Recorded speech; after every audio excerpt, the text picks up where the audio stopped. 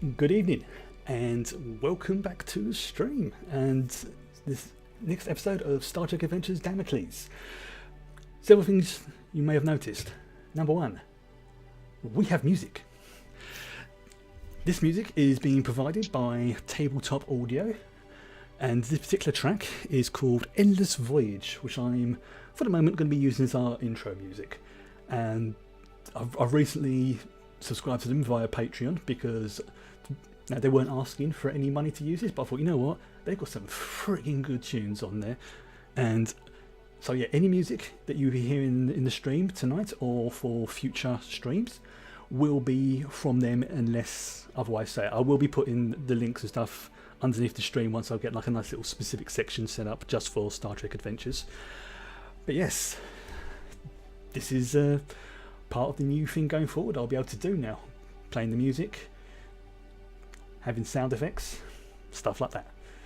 So I'm going to let that run for a minute in the background whilst I go over the recap of what happened in the last episode. Last time, two of the crew, Tira and Davrin, encountered a Tal Shiar science vessel.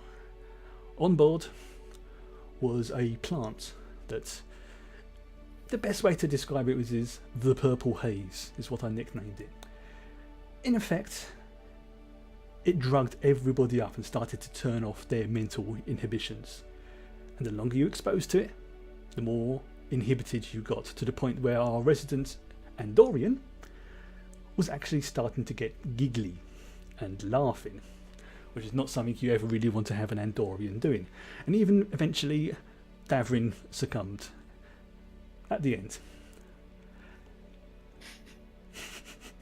Lucky enough, Tolek, who was away on, I suppose, at a conference, if I remember rightly. Was it a conference? Yeah. Yep, it was at a conference on Earth, just dealing with various diseases and bits and pieces. So that's why he wasn't on board. We start about a week later. The Andorian, Tira, and the Trill, Davrin, have been released from their medical quarantine, given the all clear. Tolek has met up with them back at Deep Space Nine, and the Damocles is currently on the tour on the edge of Federation space. We start on the bridge. Now, be a moment whilst I get my notes. Okay. So this episode tonight is called Forests of the Night, and this was taken from the official book. Obviously, this is my interpretation of it, so it's not exactly as you'll find in the book, but it's my version of it. I'm now going to close the chat so I don't get distracted by it, and I'll be seeing them at the break. Bear me one moment whilst I get everything configured. There we go. Let's maximise that. Brilliant. Oh God, you're big. Right, if because I've got the chat minimised, if they say anything like, the audio's gone, can you just let me know? Actually, that's a good point. Let's just check that. Hasn't. Oh no, that's messed up the camera. It's messed with the camera. Poop. I'm in two of them. I suspected that might happen. Oh well, there we go. Never mind. Oh well. Okay, I'll set it this way. Oopsie. Teething troubles. Right. Let's get the camera in the right. Where's my notes? This is the captain's log. We have been searching this sector of space for a while now, and 3 days ago, Astrometrics reported a new supernova, only about 20 years old, on long-range sensors.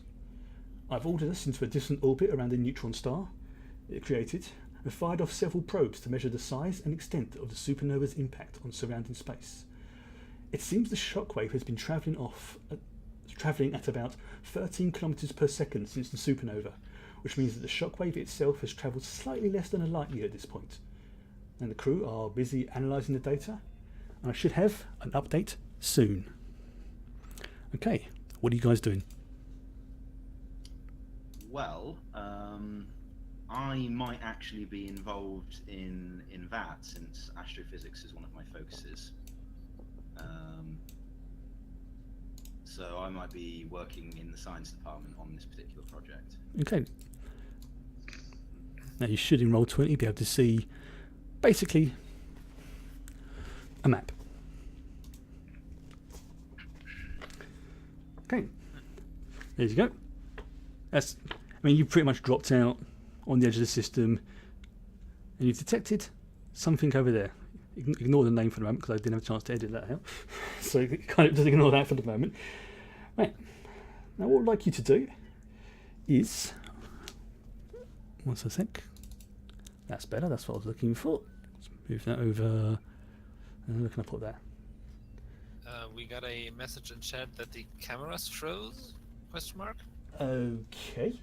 I don't think there's any question mark. They definitely look frozen. Right. Okay. Hey, look at that. Okay. It might just be because I was keeping very, very still. No. Oh, now there's movement. Yeah. Yeah, there's movement. Okay. Yeah. No, I was keeping very still. We were all frozen. Okay. Yeah. It was an actual thing. Right. Hopefully that won't carry on. But anyway, let's continue. Right. As you've say dropped out of warp, and it's pretty much what you've picked up. And you're analysing the neutron star. So you need to do a reason and science roll with either control and engineering or science and control. Can I assist with that? Whoever's making the main roll. It's basically the assist is done by the ship. Oh, okay. Because you're not. Because No, I would defer to you on that because you are the specialist. Yep. Okay.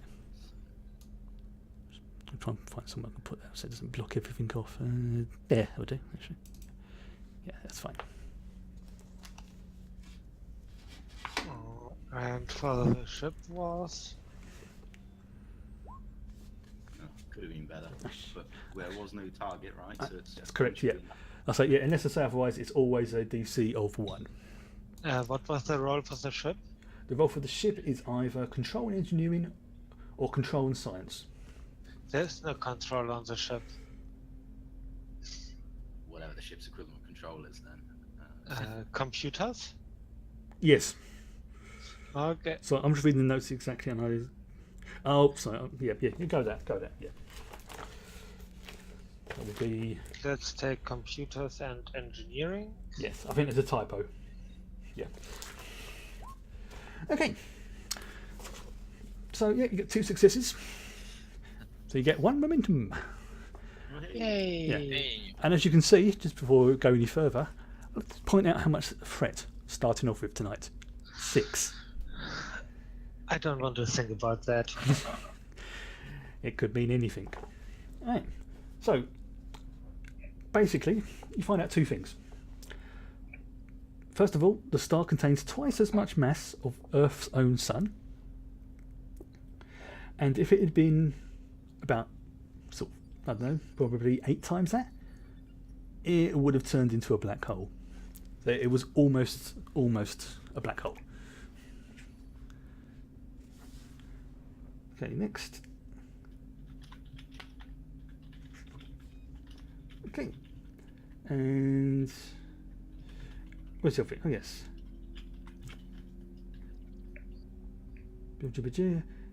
Yep, you've got to be very, very careful as you get closer to a neutron star, even for a Federation starship, due to the the pretty strong gravity wave that these things are pumping out.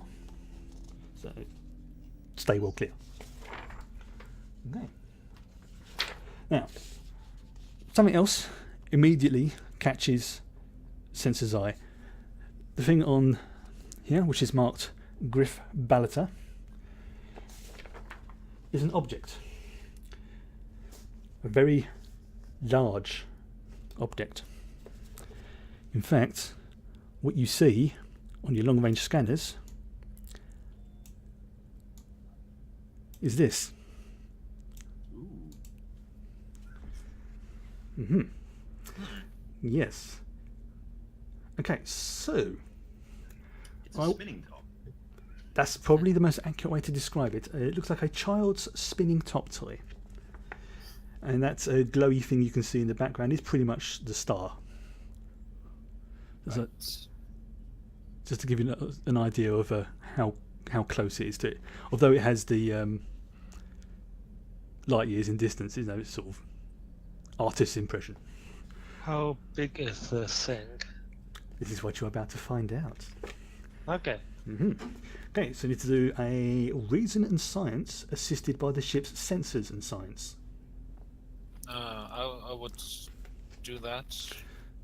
Okay. Okay, so reason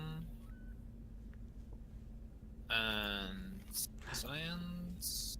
I'm loving this bridge background loop. That's brilliant. Yeah. Could you turn it down a little bit? Certainly. Sensors and science. Just where is it? In fact, what I would. How's that? Perfect. Excellent. Thank you. Sweet. That's fine. Because it was a slightly overwhelming. Yeah, it's very nice. Okay. Now, several things you pick up straight away about this object. You immediately get, first of all, you get from its identify beacon, you get the name Griff Balata. That's a freebie for. But the item itself is approximately 2.5 kilometers in diameter. So this thing's big, with vertical protrusions emerging from the centre of both sides of the disc that taper upward for about another kilometre. But the disc itself is actually very thin. It's only about 40 metres high.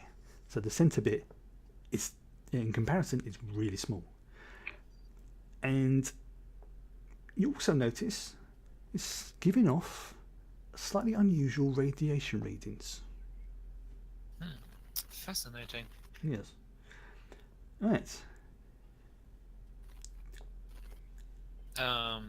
Can those radiation readings be refined, or do we have to get closer? You're fair enough distance, but if you want to get, how can I put it? If you want, you can either do a deeper scan, which is basically will be the same thing again, but with a DC of 2, or you can spend momentum. Why not? Deep scan, right? I mean, Yeah, deep scan is something I've come up with basically. So yeah. I mean, we can do another scan, sure. yeah, but this will be a DC of 2 because you're sort of focusing the ship sensors a little bit more, and that can be assisted by the ship with sensors and science. Already on it. Do you want to spend a momentum on that? It's up to you. No. Well, hang on. Wasn't the option to spend momentum or do visceral? Yes. Yeah. You can do I either. mean, how much momentum would we have to spend for? One momentum for each dice you roll No, extra. for the if we don't roll. Basically, it's 1 momentum per answer, per question, per bit of information I give you. Oh, okay. Well, then that's how much just might we roll. get from the roll then? Yeah, that's the chance you got to take. Yeah, come on. Let's roll. Okay, Let's roll it. do it. Do it. Yeah. Okay, so what? Brilliant. Okay, so you find 2 things stand out straight away. First of all, there is no active propulsion system. If there is an engine on this ship, the engine's off and it's moving under inertia. The second thing is that there are very obvious docking ports on the rim of the main disc. On the top and bottom surface of the disc near the doors are engraved symbols and possibly a language. Nothing in the ship's library matches this. And as a freebie, you notice there is definite but indistinct life readings. Unfortunately, because of the background radiation, even with your advanced scanners on the Damocles, you can't pinpoint them.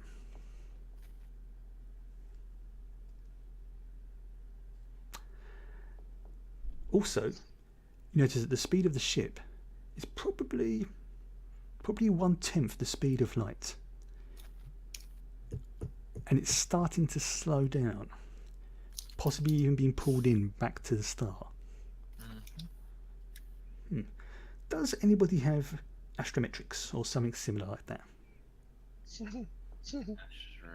Or anything along that, Nope. that's sort of space I orientated? mean, I've got a lot. I've got astrophysics, quantum mechanics, and warp theory. Okay. Not specifically astrometrics. I don't know what Um, this is, to be honest. Actually, no. Okay, because you've got a semi decent size. I'll make a. This is for Davrin. Make a. Let's go with science and insight roll. Sure thing. Just to with see if this. without focus. I'm like, Yes, with a focus on this one. I'm going to say.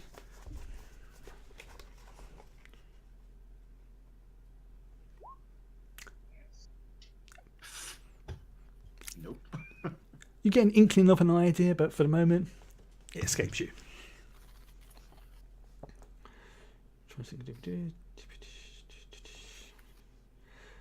Okay. Maybe we should just fly into the hailing distance and ask if they need any assistance, or is it some ritual suicide or something like that?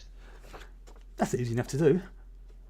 However, your sensors do indicate that as you're slowly moving forward, the radiation is climbing. It's not a huge amount, but it is noticeably climbing.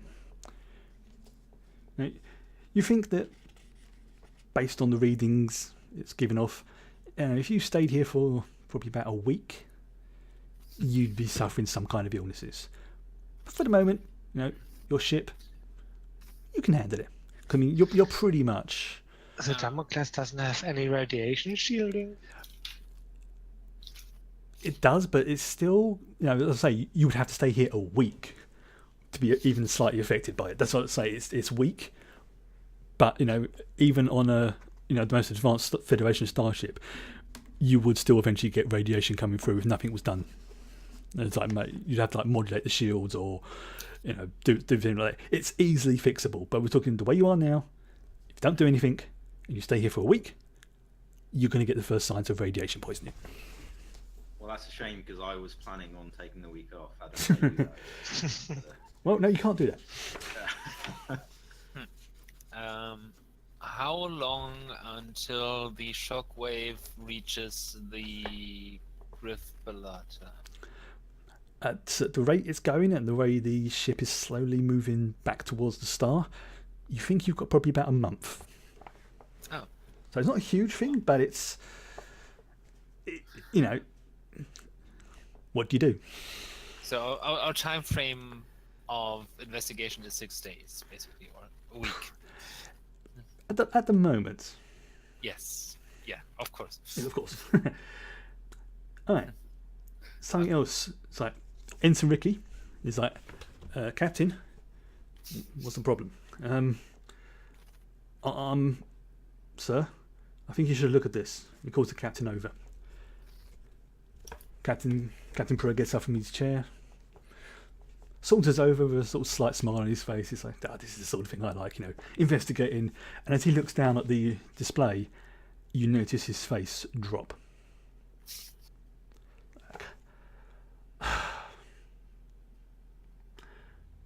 People, we have a problem.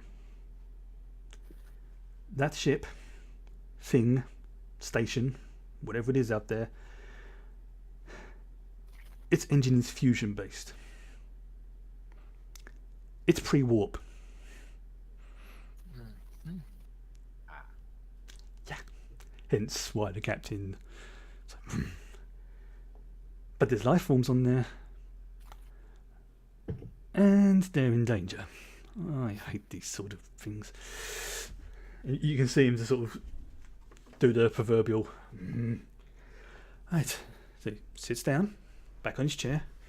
I need answers, people. Give them to me.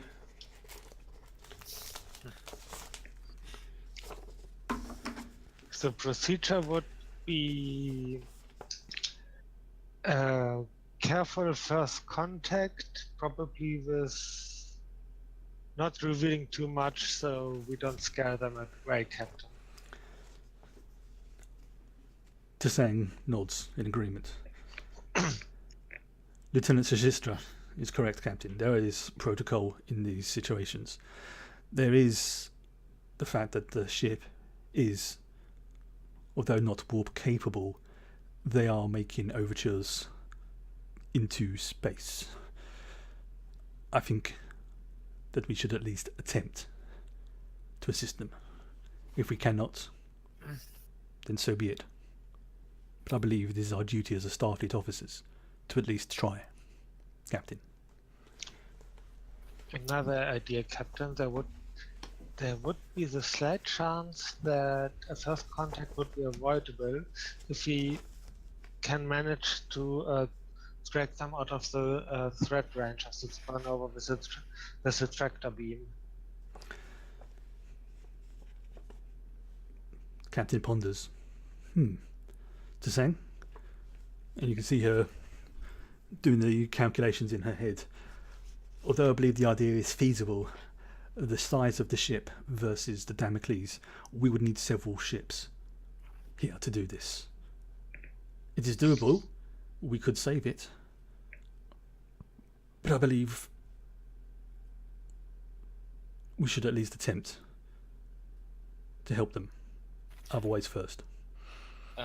Is there a inhabited planet in this system? Nope. There's not. So this ship originated in a different star system. When I say there's the planet, Or, yeah. there's the remains of a planet. Ah. As you can sort of see in the background there, the rubble. Basically, the original planet, see where the shockwave edge is? Yeah. It was somewhere there. There's literally, there's 2 stars, there's this one, and 1 planet. So you don't know where they were heading, but they were certainly heading somewhere. What about incapacitating the crew of this station to avoid first contact? You could, but you don't know where or what species they are, what would be effective on them. You know you can detect life forms, but you can't say exactly, oh, they're in this sector, or they're in that sector, or they're larger than humanoids, or they're smaller than humanoids. You can just say that there's life forms there, but that's about as much as you can get. At that moment, Tiras only stares at Torek at the thought of this procedure. I don't think incapacitating the crew is strictly necessary. The only thing that we absolutely can't reveal is the fact that we have warp technology, correct? The Prime Directive this is, I'm saying slightly out of character. The Prime Directive basically is no interference with the development of a pre-warp culture. That's in essence what it As long is. as we don't acknowledge, technology levels above their own, including the fact that we got here by warp. But there's also the fact that they built a starship to save their species for a supernova. So they might not have warp technology, but we don't know how much advanced the rest of the civilization is. The captain sort of looks over to Tira with surprise and is like, that's actually surprisingly astute observation. Like, yes. It's like I'm impressed. Has a quiet chuckle to himself. That's the sort of thing I would have expected from Tolek or Davrin, but it's like, sorry, Captain, but Tolek is too busy about thinking, submitting the people on board the ship. The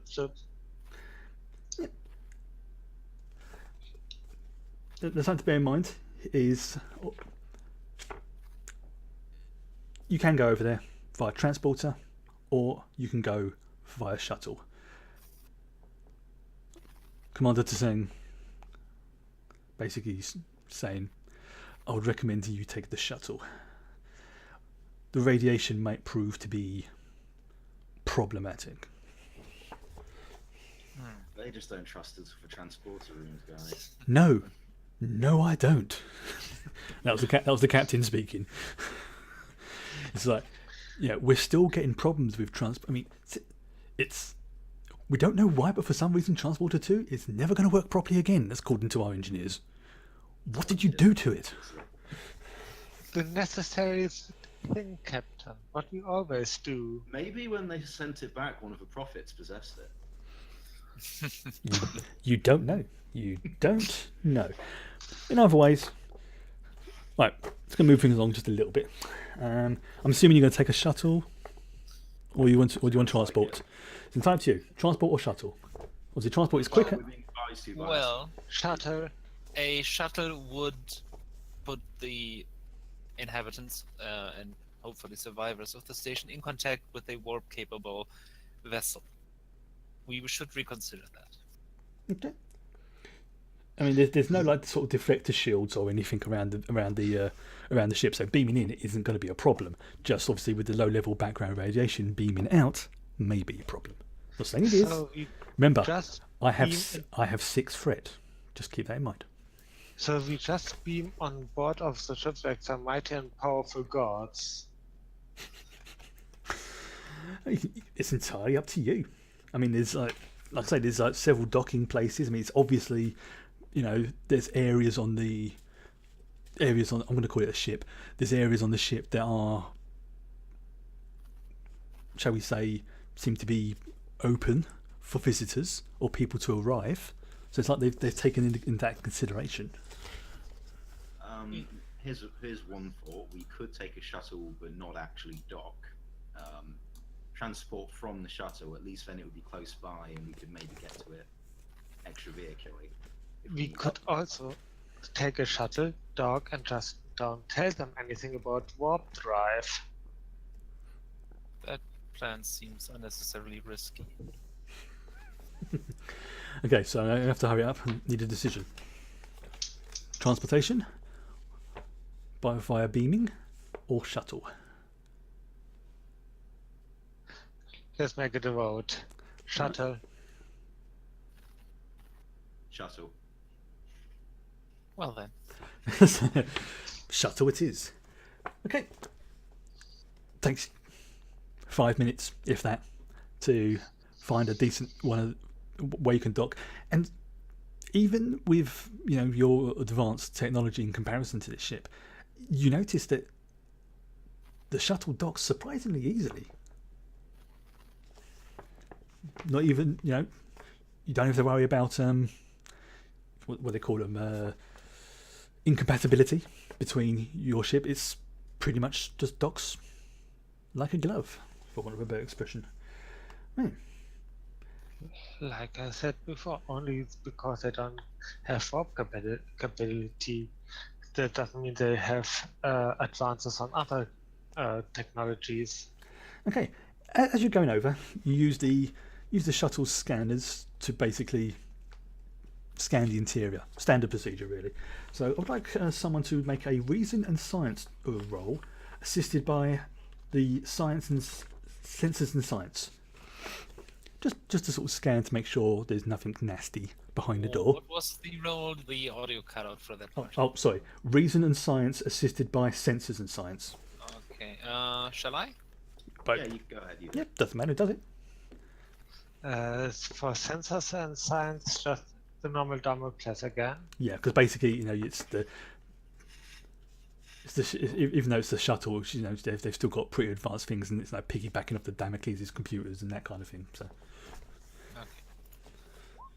that's one.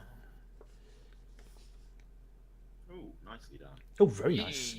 Yeah, you notice that there is a very breathable nitrogen-oxygen atmosphere inside the station ship. I'm going to call it station. No, ship, because it's technically a ship. It's definitely no move. Yeah, there's no deflector shields, Oh, and it doesn't look like there's any ability to create deflector shields. So even if this ship was capable of going to light speed, it would be shredded within a matter of minutes. What it does have is very thick hull plating, almost like ablative armour. That's probably a good way to describe it. Basically, it is, if you had this on the Damocles, you would have some serious armor, but you have the shields as well. It doesn't have that. It just has this armor plating. That lends some weight to the theory that this ship may have been built specifically to survive the destruction of their planet. To survive, not necessarily to escape. I mean, you do notice as well, as you're flying around to get to the docking port, there's small bits of scarring on the arm plating. Again, nothing major, but it's pretty obvious that this has come from the ion storm. That's and the solar flares and anything else, basically from the star rather than weapon fire. Yeah, I mean, you can see one of the docking ports is damaged, but there's probably about 4 docking ports in total, sort of north, south, east, and west, and the north one is damaged, but the rest of them are perfect. Camilla, can I ask you something? Yes. What would be the logic behind building a ship to survive the destruction of the planet, but not finding a new home planet?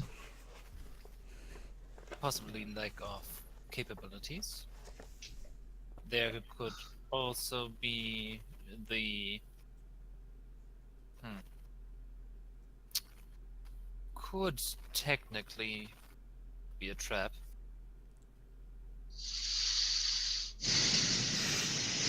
There could have been a design fault. Yeah. I mean, getting from here to the next potential star system without warp would take.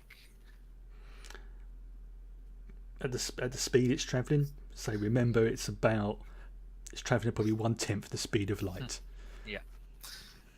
It would take a prohibitively long time unless the inhabiting species is extremely long-lived, which would also be possible. Or cryogenically frozen. That is another option, yes. But if that were the case, wouldn't it be more likely that they would have travelled? And that's it, you don't know. Anyway, Let's find out. Anyway, yeah. Okay.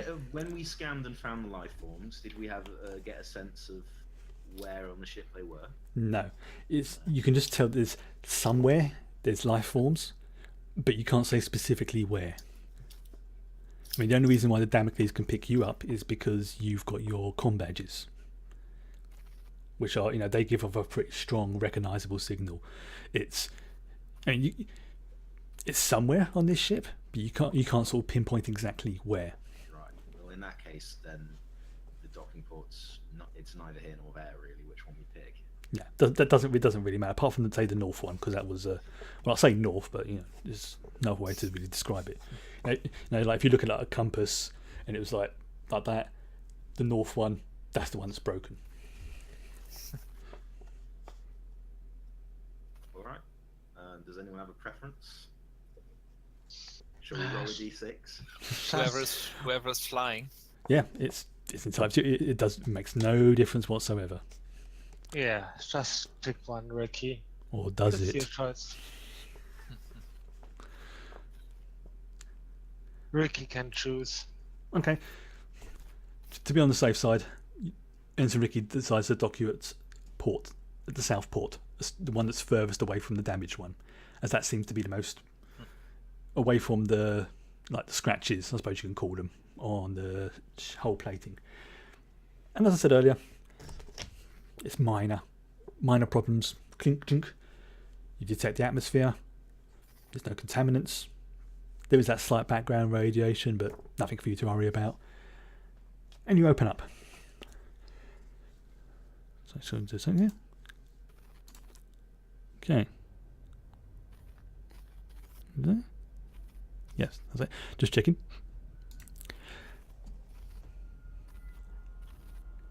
As you open the door, you notice that the corridor curves away in either direction. Your best guess, this corridor appears to go all the way around the ship.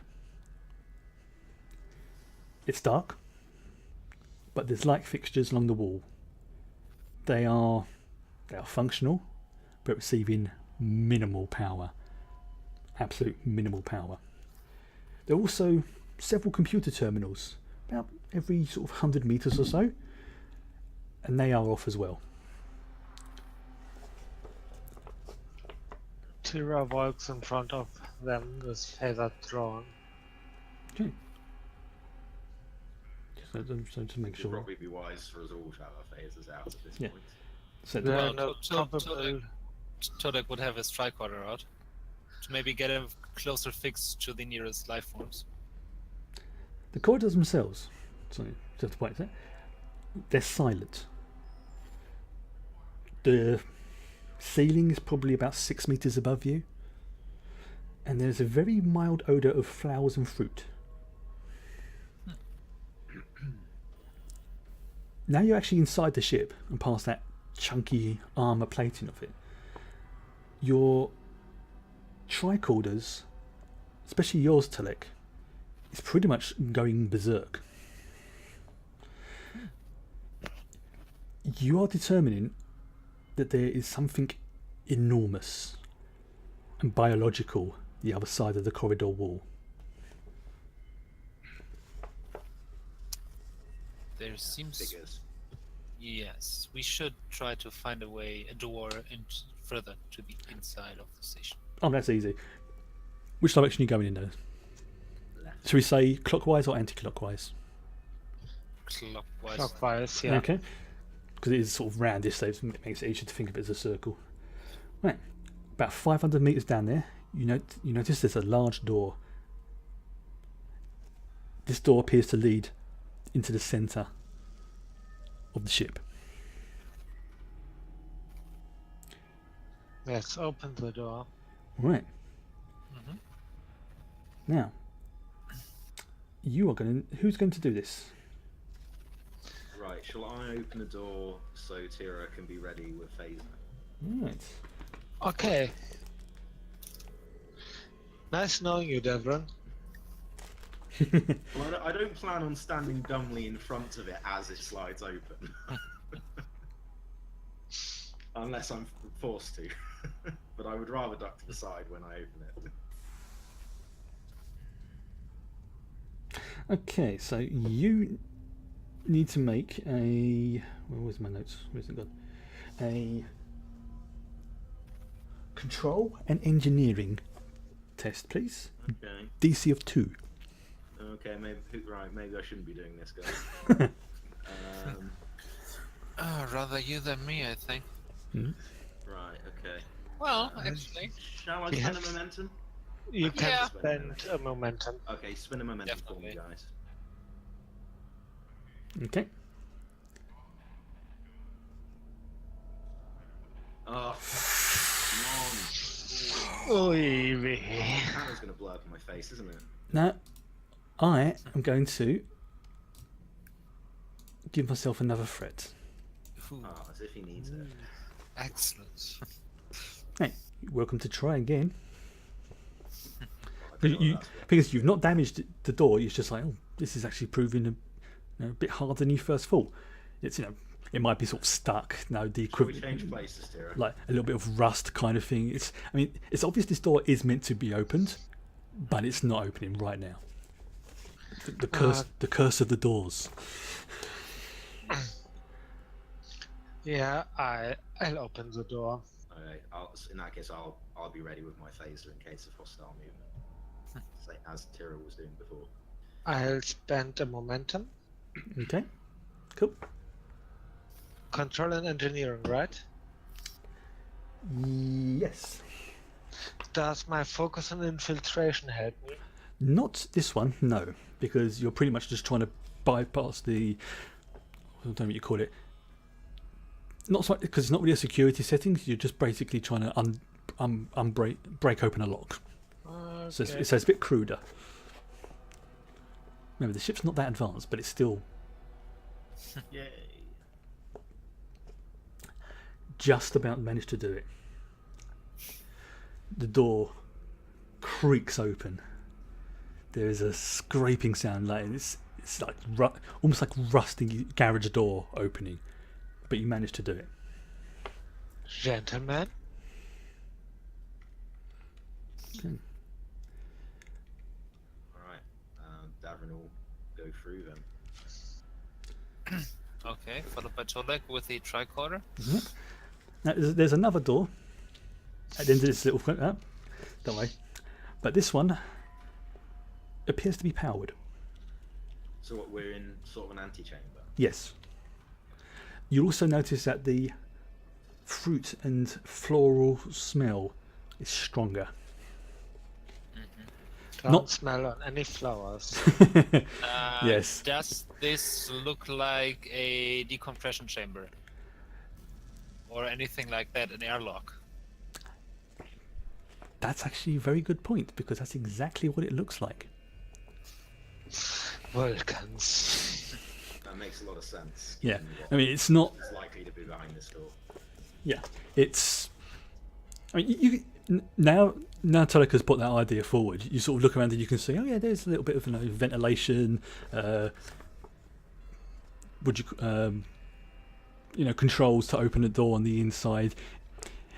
As far as you can tell, it just basically just seems like the outer door just got stuck and nobody got around to fixing it. Doesn't look like it was damaged, just got stuck. Yeah. So do we need to close the first one before we open the next one? Probably.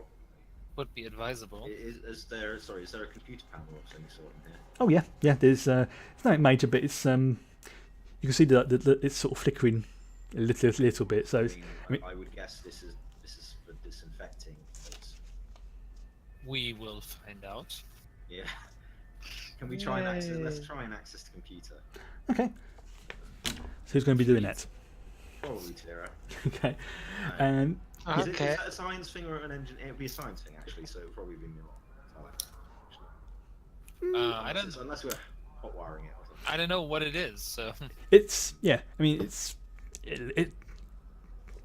I mean, this is like a little console with little buttons on it, but they're all labelled in a language you can't understand, that you've never seen before. Forget that then. I mean, we could try and just press some buttons and see what happens. Oh, I will point out there isn't any real major lights in this corridor, in this antechamber.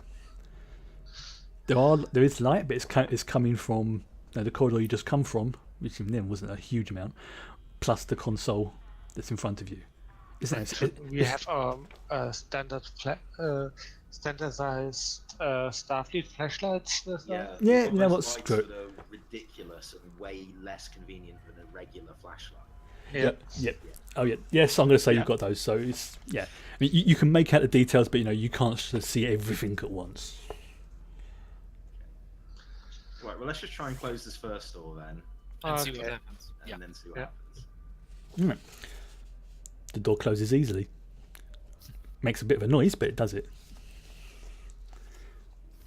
And we're still closed in the antechamber. Yep. You're still inside the chamber. Oops, If sorry. you wanted to start a process, maybe looking for the largest button would The be. big red one. Warning: self-destruct system initiated. Yeah. I mean, I feel like if there is some sort of delicate ecosystem in there, our first contact shouldn't really be disrupting it. Yes, exactly. So it would be ideal if we could figure this out. What does Tolek? Does your tricorder can decipher the language? I can try, but I doubt it. Okay, so I would apply the tricorder to the symbols to try to detect any form of pattern.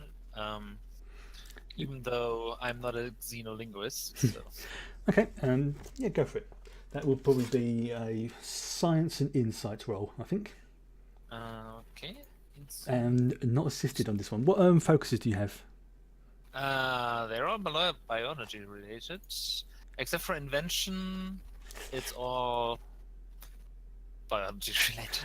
Okay, so no focus on this one, because this is a language your database will have no reference to. I mean, given enough time, yeah, you probably could decode it, but Spend another momentum or not? it's entirely up to you. Spent it. Okay. Yeah.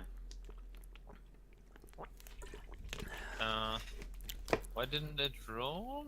Let me try that again. Yeah, That's weird. very strange. Want to go Insight and science. Yeah. With a momentum and no focus. That's right. Okay, Here so we go. yeah, brilliant. You're pretty sure that the central button is what opens the secondary door. Okay. I mean, Does obviously, opens it or starts the decontamination procedure? as far as you can tell, all it does is open the secondary door. Okay. Are we ready? Ready as we always get. I guess so. If that's all we're gonna get from it. Right. I will push the button. Second door opens. As soon as it does, everyone, I want you to make a control and command roll. DC of 2. You've just been assaulted.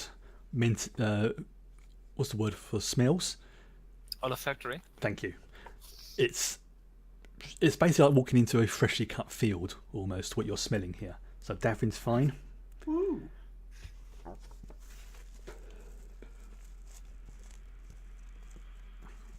Tolek is fine. Oh, fantastic. And Tira, Uh-oh. Tira, you're for some reason, the smell that hits you reminds you of that plant smell you encountered only a couple of weeks ago. It's not exactly the same, but the way, if you've ever had hay fever, you know the sensation I'm talking about, where it just feels like your sinuses are being assaulted. And it's like, oh, this is going to get, your Don't, no. your antenna Not again. are like twitching a little bit. Right. Until I say otherwise, for you, Tira, all your DC rolls are now made at +1. Okay. Because this is like really like you're scratching at your nose, you're sneezing. It's like, oh, you're not finding it difficult to breathe, but you're definitely thinking, oh, this is gonna leave a mark, sort of thing. And as you're standing, as you're all standing there, you notice that there's this chamber that you've just opened up into. It's big. It's pretty big. And Telek, your Vulcan mind has quickly calculated that this pretty much takes up the vast majority of the ship. So it's the outer hull, the corridor, and then that thing in the inside. Pretty much.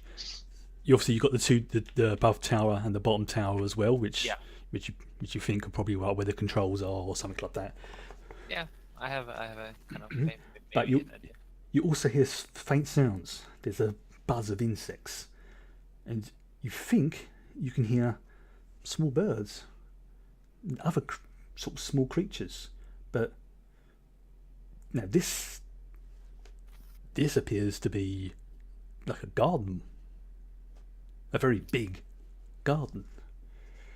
I mean, the plants, the trees, some of them stretch up to like 20 meters or more. There's vines growing everywhere. And you appear to be probably 2/3 of the way up in the chamber. There's a little sort of platform going down like steps, but that's covered in vines and grass and moss and whatnot. The best way to describe the lighting in this here is sundown. There is a faint light, but it's like sundown. Dusk. Guys, I think I know what kind of chip this is. Okay.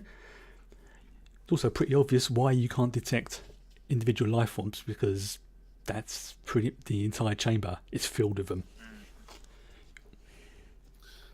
Fascinating. Yeah, I was just waiting for that. Lieutenant Shura, are you feeling Uh, all right? maybe some allergies against the plants in here. If your condition should decline, please inform us. Of course. And like I said before, I think I know what kind of ship this is. Okay, so, What is your theory? It's a bioship isn't the right word for it. Let's say generation ship. Where people live and die and their families grow up and die and so on, like on their home planet until they reach a destination. The That is exact copy of the home world. that is No. entirely plausible. I would like to make a scan to see if I can now determine if I can differentiate life forms. okay, in that case, could you please make a reason and science task? Of course, I can do that. I Yes, will do that and, gladly. that'll be a 1.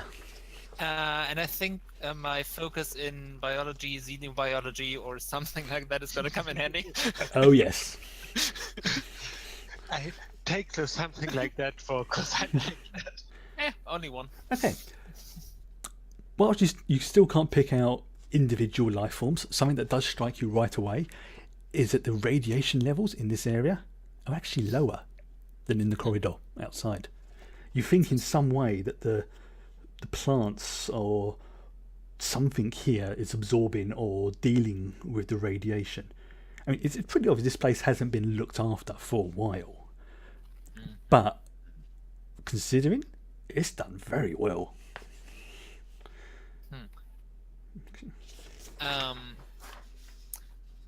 Doing a quick Vulcan calculation, how long would it have taken this ship from the original position of the planet to here at 1/10 light speed? Ooh. Hang on a sec. So, just to get a timeline when it would have left, or does it look like it came from somewhere else and it's just passing through? I'm just reading that, hang on. Because it does actually say in these notes here. Good notes.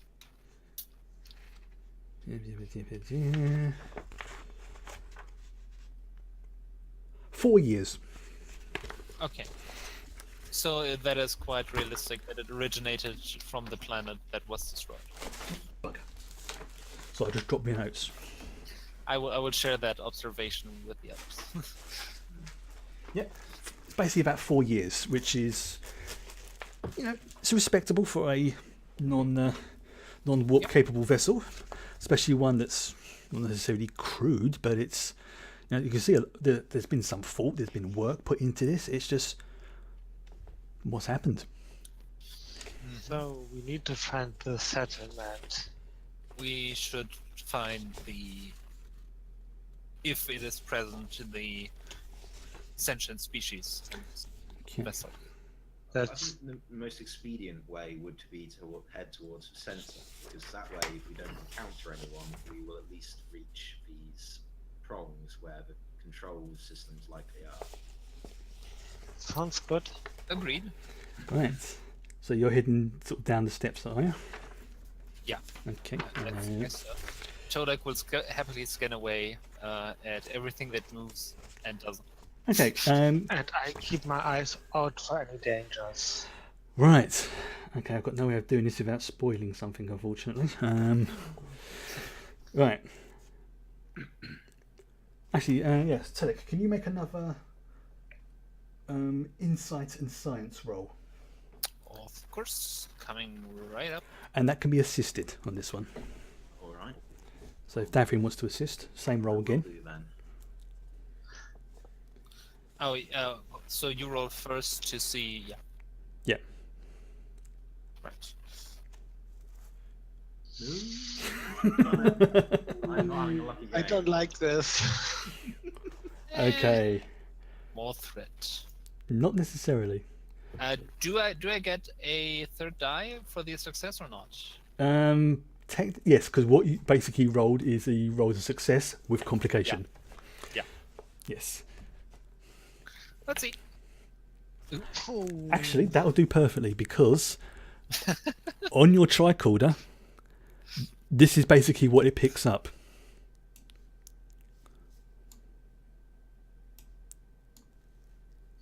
Do we get next? The DC was 1 again, right? Yeah, that's basically what you pick up. Tentacled monstrosity. Yeah, you were right about the spoiler. Yeah, I had no other way of doing that because I didn't have a chance to edit out the names, unfortunately. Otherwise, I would have done.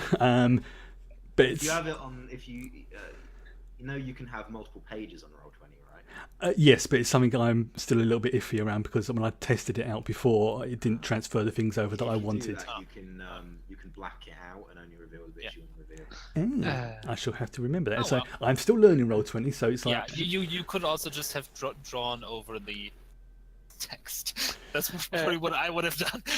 shit. But never mind. And playing a female character, I vote for staying away from the tentacle monstrosity. Also, as well, Tulek, you do have, Vulcans do have pretty decent eyesight, so you can see that there's something there, and it's a large bluish tentacled blob. There seems to be a rather sizable blue life form up ahead. Would you describe its size as monstrous? That would be an accurate adjective in this situation. Okay. It also seems to be in the possession of tentacles. Yes. And is it intelligent? Well, that's what you I get. That's do what you not get. know yet. That's Well, what it you get. doesn't say intelligent tentacle monstrosity. So... But we don't know yet if the resident species of this planet was a humanoid species. Oh no, it Ooh, could fair point. very well be.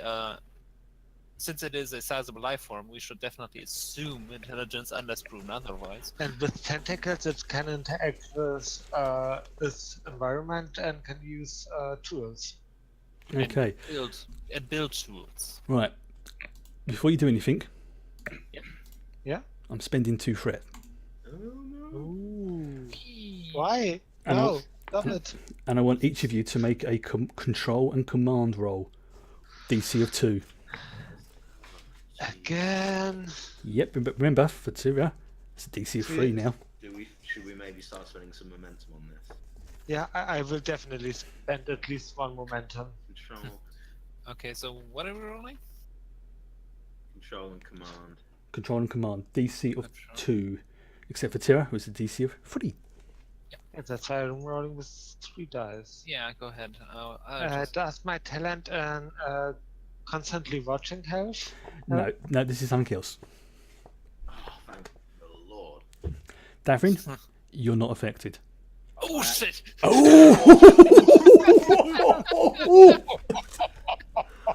Oh boy! So, in a rather stupid move, Tolek decides to take a deep breath to see if he can. As you do so, you are hit with the same thing that Tira has been hit with. Right. Your DCs are now +1, Oh, just plus and one. for a split second, everything goes groovy. Groovy, baby. Which for a Vulcan is very unsettling. Wow. And so you both now Tira and Davrin both look over at Tolek, and you recognise this look because you both experienced it last week. It's like for a split second, Tolek's eyes go wide, and then shakes his head like, "Yeah, you've been infected in something." Davrin does his best imitation of the Vulcan eyebrow raise, and in Tira's direction. Okay. To be honest, I did think it was a regret of mine that Tolek wasn't there with us. So. Tira whispers to Davrin, "We don't want that. We don't want any drugged Vulcans. That will never end. Well, You are I right. Yes. can hear you, Lieutenant, and I am fine for the moment. sure. And Vulcans never lie. There you go. That's just to indicate who's infected and who isn't. Right. Well, if he starts going weird on us, I actually I have two past symbionts. One is an expert on Vulcans, and one was a psychologist. Okay. So Also, I can just stun him with my phaser. I can't believe that. A double. Wow. Welcome back, Tolek. And that's where we're going to take a little break for now. With a stoned Vulcan. Wow. so Okay. in a tentacle monstrosity, what could possibly go wrong? Yes. And, I mean, you can see this thing. It's pretty obvious where it is.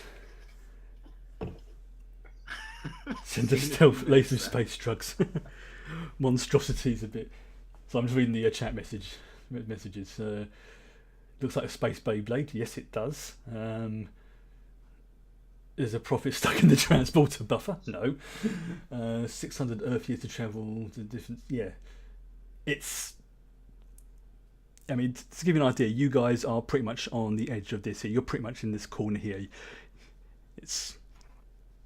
Yeah, the center of the tower chamber, whatever you want to call it, is like the other side. So you're one corner, they're the other corner. Just to make it clarifying it for people who's watching. Okay. I'll be right back. Yep, same here. I'm going to take a little break for a couple of minutes, and I'm going to go to the toilet. So we should be right back. And I'm going to mute the desktop audio whilst I'm gone.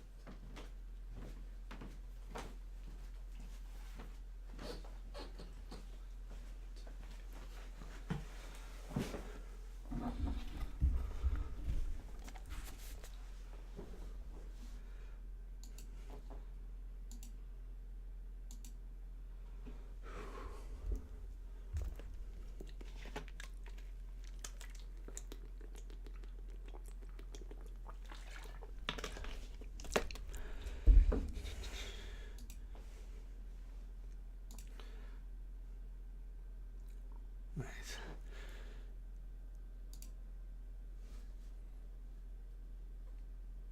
I don't want you to install updates, you stupid machine.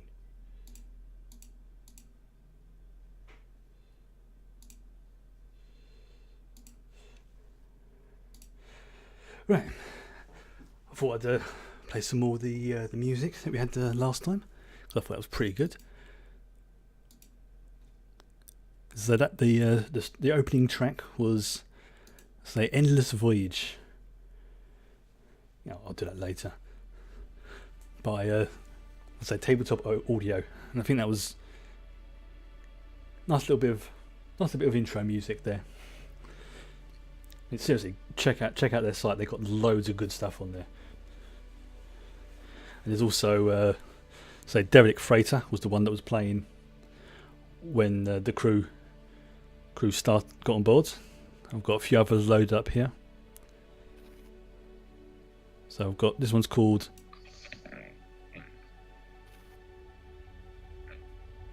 the site is literally Tabletop. I think I've got the I will put a link in chat so you can see it.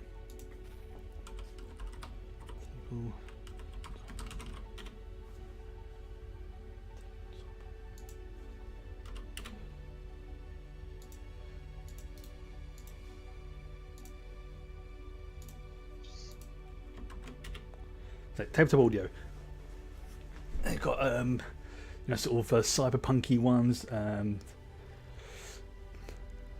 I liked this one very much. This is called the Inner Core, which I think was appropriate for considering where you've just got to. Yeah, it has a certain 70s science fiction vibe on it. Yeah, I mean, I'm not meaning to sort of plug them like mad, but they've got some really good stuff on there. And I was just listening to it today, and it's like, holy crap, this is perfect for this stream. And he's got a very good use policy. Basically, for small streams like myself, yeah, it's fine. But if you think you're going to make some decent money with it, then just get in contact with him, and he will come to some arrangement for licensing fees. So what I've done is I've subscribed to his Patreon for things like $3 a month, and I think that will cover me until I get to if I get to partner level, then I will get back in contact and go, yeah, I'm making some bank off this. I want to officially license your stuff. So yeah, give them a shot, because I mean, seriously, this music is freaking awesome. So this particular one is called the Inner Core. Next on Radio Damocles. Yeah, that's just like groovy, and they're all free to use as well, which is really, really good. Yeah. I'll just stop that.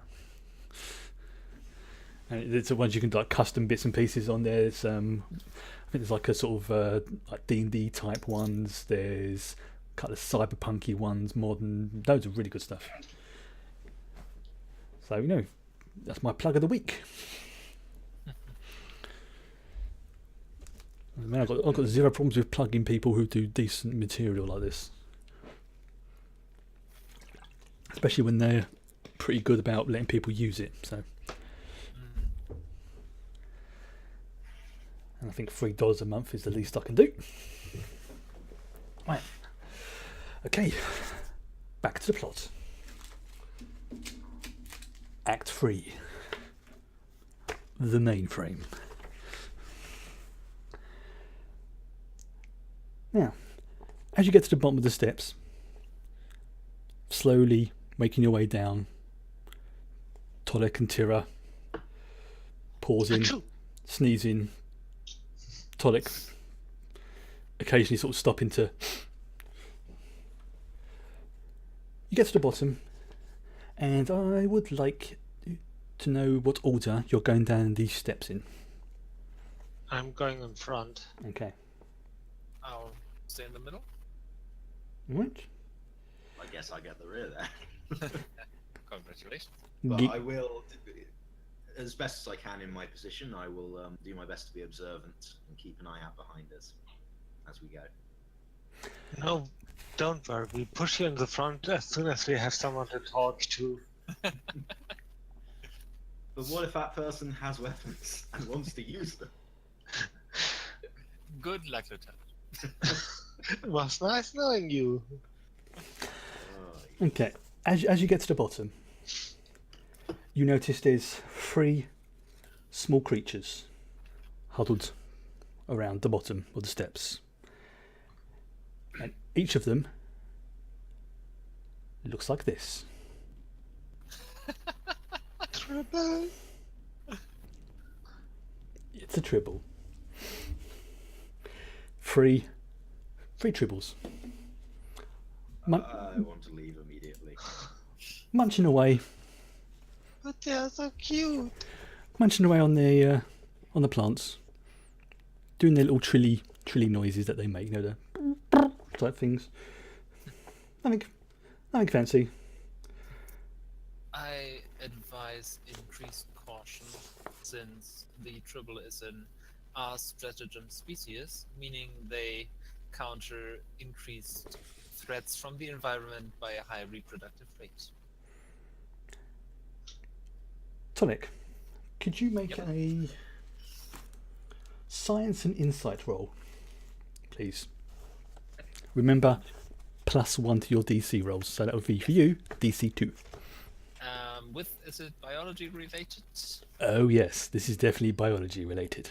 Okay, then I'll just go for it. Oops. Holy sh! Damn! There is What no is going middle on with the ground. roller? No matter what you do, holy you do it shit, that in style. is wow. Right. You notice something very, very odd about these tribbles. They're not pregnant. That is odd. In fact, as you're standing there pondering this, your head clears. As you manage to onto one of the tribbles, who you swear for a split second pauses, and if a tribble had eyes, it would be looking up at you and going, "Dude," and then carries on eating. So I'm going to remove. I'm going to remove that now.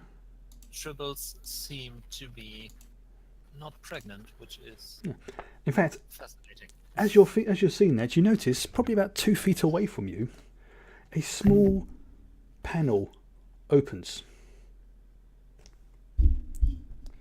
and about 2, 3 more of the tribble-like creatures roll out, and then the small panel closes again. This may be a feeding mechanism for something else. Exactly my thought. And it's pretty obvious where the where the panel is now. Now you saw it open, you can see where it is, but it's like literally 2 meters away from you. If you are, I'm just going to use the example. If you, in a sec, I'll send that to the back. If you're there, then I'll use I'll use Davrin as an example. The tribble thing is like there.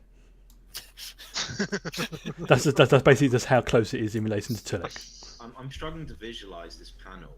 Is it in the floor? Is it like? Yeah, it's like in the floor. It's literally. I mean, if you imagine it's sort of like about sort of that big, sort of round-ish, and it's still covered in grime and dirt, but it's now you see it. It's obvious. It's a panel for these things to come out of.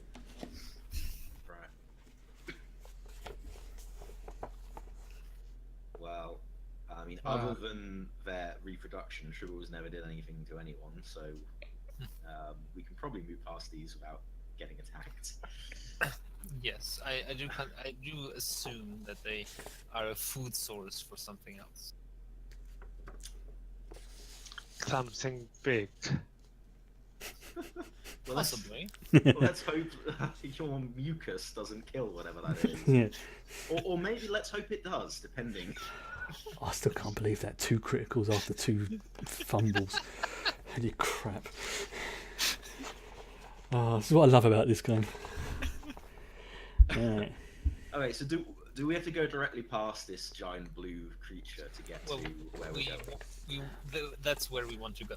I would like to point out as well that this isn't the only one. To the clockwise, and so we say to the anti-clockwise, this pattern is pretty much repeated. So there's lots of these. Yeah, but it's almost like this is this particular one's territory, if you had to hazard a guess. So what does your scan tell us about this thing? Can I get a closer reading on it? So which screw you scanning? The tentacled monstrosity. Okay, right, so this was my notes, wait a minute. So that's okay. That's on the wrong page. Because I want to make sure this is the right one. Right. You don't need to get any close. I mean, you can see it from here. It's not one single plant. It's probably a number of plants. There's like almost like a small pond in the middle, and from this distance, your Vulcan senses detect this quite easily. There's a slight sweet-smelling liquid, almost sugary. I mean, the blossoms and the buds of this plant are masses of big, thick, overlapping blue leaves. You can see several long tendrils that are folded under these leaves.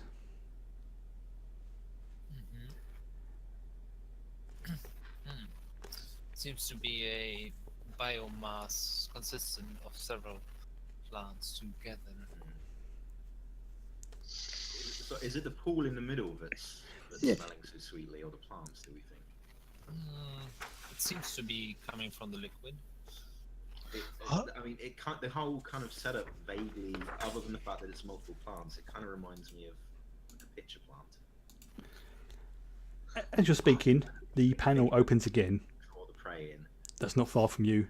2 more tribble-like creatures roll out. How far-reaching are the tentacles? You believe that, looking at this grid, you see where the square is. That's pretty much its range, based on what you can see. So, in theory, we could walk around it. Yep. On the left side, the river, the rocks, and the vines, because I don't want to go near the fly traps or the boa vines. It will take longer for you to do that, obviously. But yes, that's definitely something you can do. Well, we have a week. In fact, what I will do is, if you bear with me, I will show you exactly where the vines are. Just bear me 1 second. I know what I would want to do as a player, but I don't think Jordan would do that. I also know what I want to do, but that Why would don't you be tell dangerous. us? Maybe one of our characters might be more inclined to do it. Basically, I mean, just toss a tribble into the. No, I don't think Gavin would be inclined. that's basically where the vines are. Chris. Yes. Can I steal that idea for Tira? Because I think that would be a thing Tira would do out of frustration. You know what? I'm going to say yes. Okay, Tira throws a tribble into Tira, what the hell are you doing? to the tentacle monstrosity. It's a living creature. Are you mad? Right. It's just a tribble. Okay, this is going to be a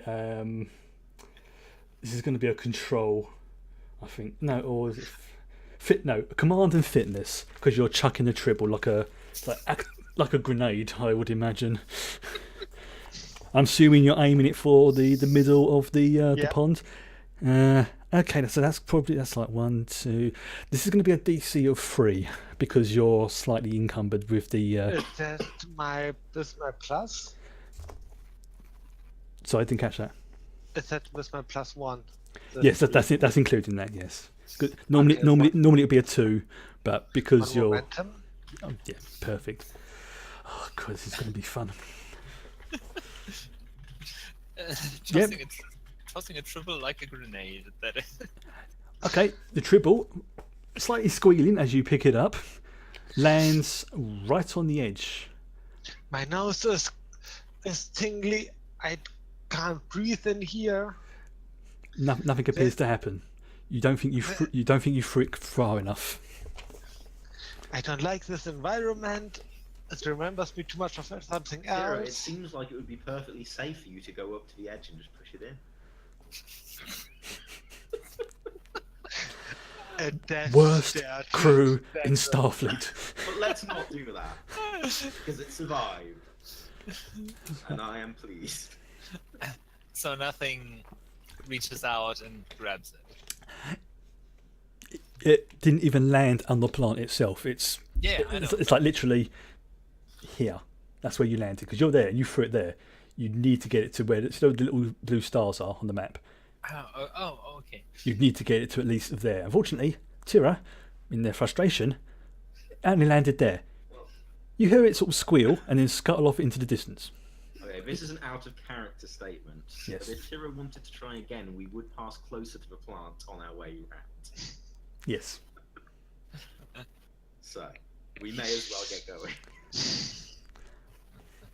Okay, so I'm going to just to make it a bit easier, I'm going to shrink your characters down just a little bit just so you can all fit on the map at once.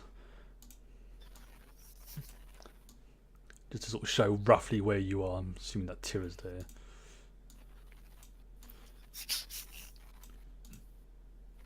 There. So yeah, the tribble is basically there. I mean, these things aren't aerodynamic. God, bloody hell, just got it's like.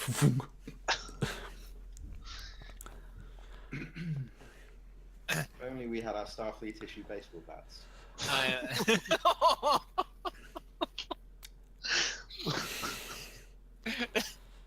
I'm pretty sure that triple tossing is a Vulcan, is a Klingon pastime. Yeah, it's like throw it up in the air and smack it. No, don't give him ideas. Let them figure. Next time we know that there will be tribbles, you need to take with us some cream soda. So, what you doing? Okay. With going should round proceed. to the clockwise round the tentacle monstrosity. Right. Okay, so you want to move yourself? I can't even see myself barely. Yeah, there's Tira. Yep. You're on the bottom. That's about there. Yeah. Right, so- Alright. You're hiding in the corner. I'm in the back, right? So Telek needs to. Oh, right, yeah. Oh. Is that a brook or? It's kind of it's not exactly a river, but it's a river-like channel. It's very muddy. I mean, it's obvious water at one point ran fairly recently. It might be even like a storm drain, but there's no major hindrance apart from the overgrown texture that you're going at. Okay, Tira, one moment, please. Okay, I was fearing that. No, this is an easy one. Right. Okay. Right. Okay. No problem. Sorry. Just one moment. I'm spending a threat. Yay! He's only got 4 left. The tribble comes back with an engine. Yeah. Death by Yeah. tribble. Sort of It's Rambo. The angriest furry spirit you've ever seen. Yeah.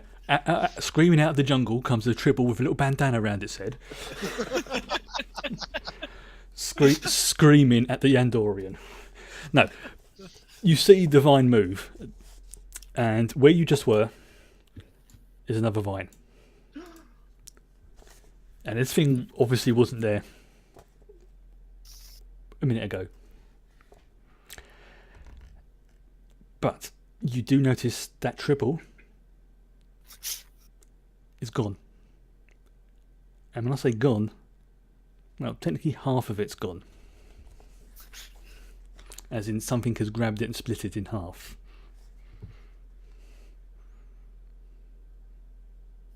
Yes. Okay.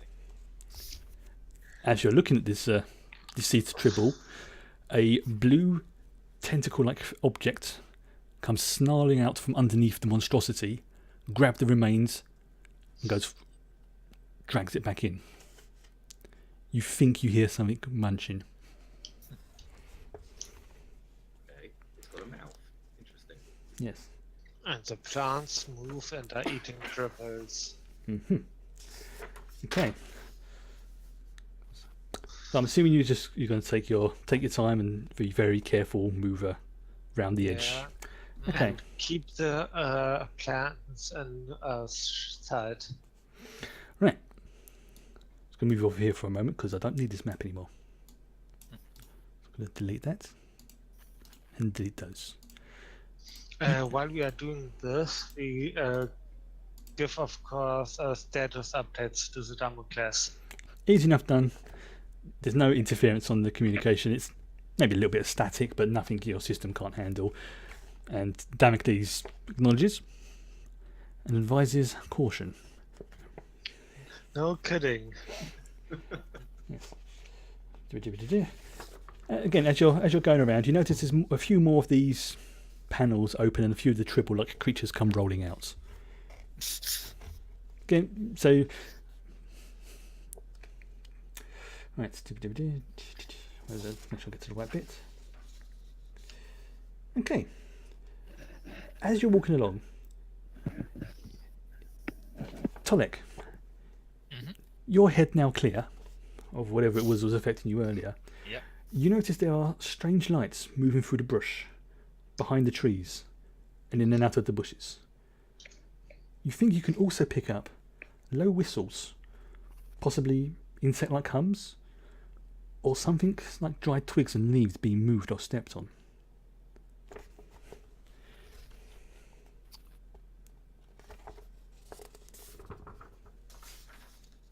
So I'm just making sure I get the right bit. I will quietly put a hand out to Tira and Devon and point in the direction. Okay. Could you please make a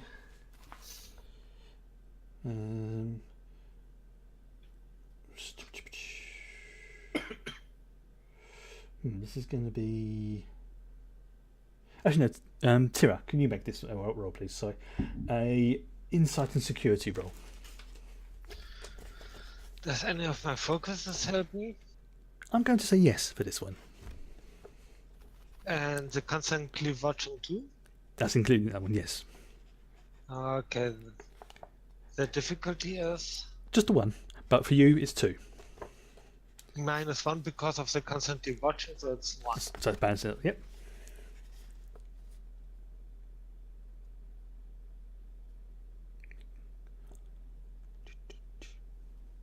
Nice.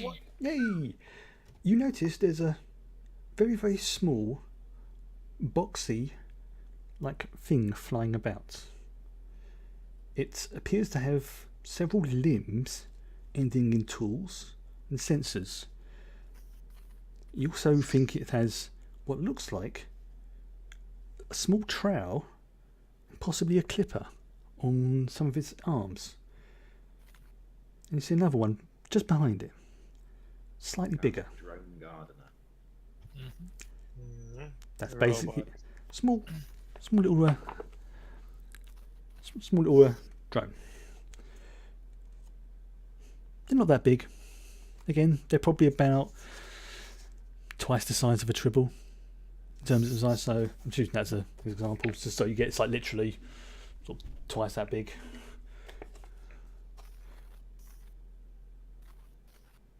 Do they look like they following a certain routine, like tending to the garden or having a certain flying route? So They're moving reasonably slowly. They're not. Don't so appear. it's not an actual threat at the moment. They're more sort of. They. If you had to come up, let's think of anything. They appear to be trying to be unobtrusive. It's not like they're deliberately hiding. But it's more a case of like, if it was a living being, be like, oh, excuse me, just passing through. Just being. Also, a slow theory is forming in my head. Tolek, Yes. you are the expert on biology and xenobiology, right? It is one of my fields of study, yes. From what we have seen, moving plants, aggressive plant life forces, plants eating living beings. How high are the possibility that the intelligent life form on this bioship is actually a plant and not a humanoid mammal? I have operated under that assumption since I scanned for the monstrosity. Of course you have. The blue individual. I think it's highly likely that this is a if not a individual species, that the whole biosphere could be considered a sentient life form. So how do we make contact with such a life form? I think How it's do we too early to be making that communicate? assumption, to be honest. Just want to be prepared. Well, I mean, this is very mechanical, I think, and very blocky. I mean, if it was plant creatures that managed to make this massive machine, do you not think it might have a more organic aesthetic? Like I said before, tentacles can be used for tools too.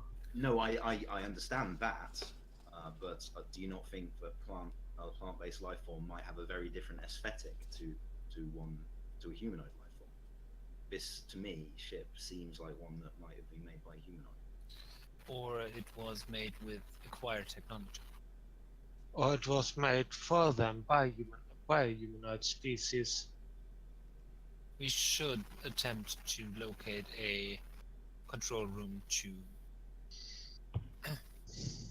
further gather further information about this place. Agreed. Okay, But Davin. let me remind you, I don't like this place. Sorry, Davin, can you Yes. make a... This is going to be...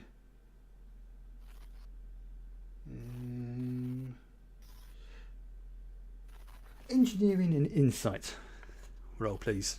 Yes.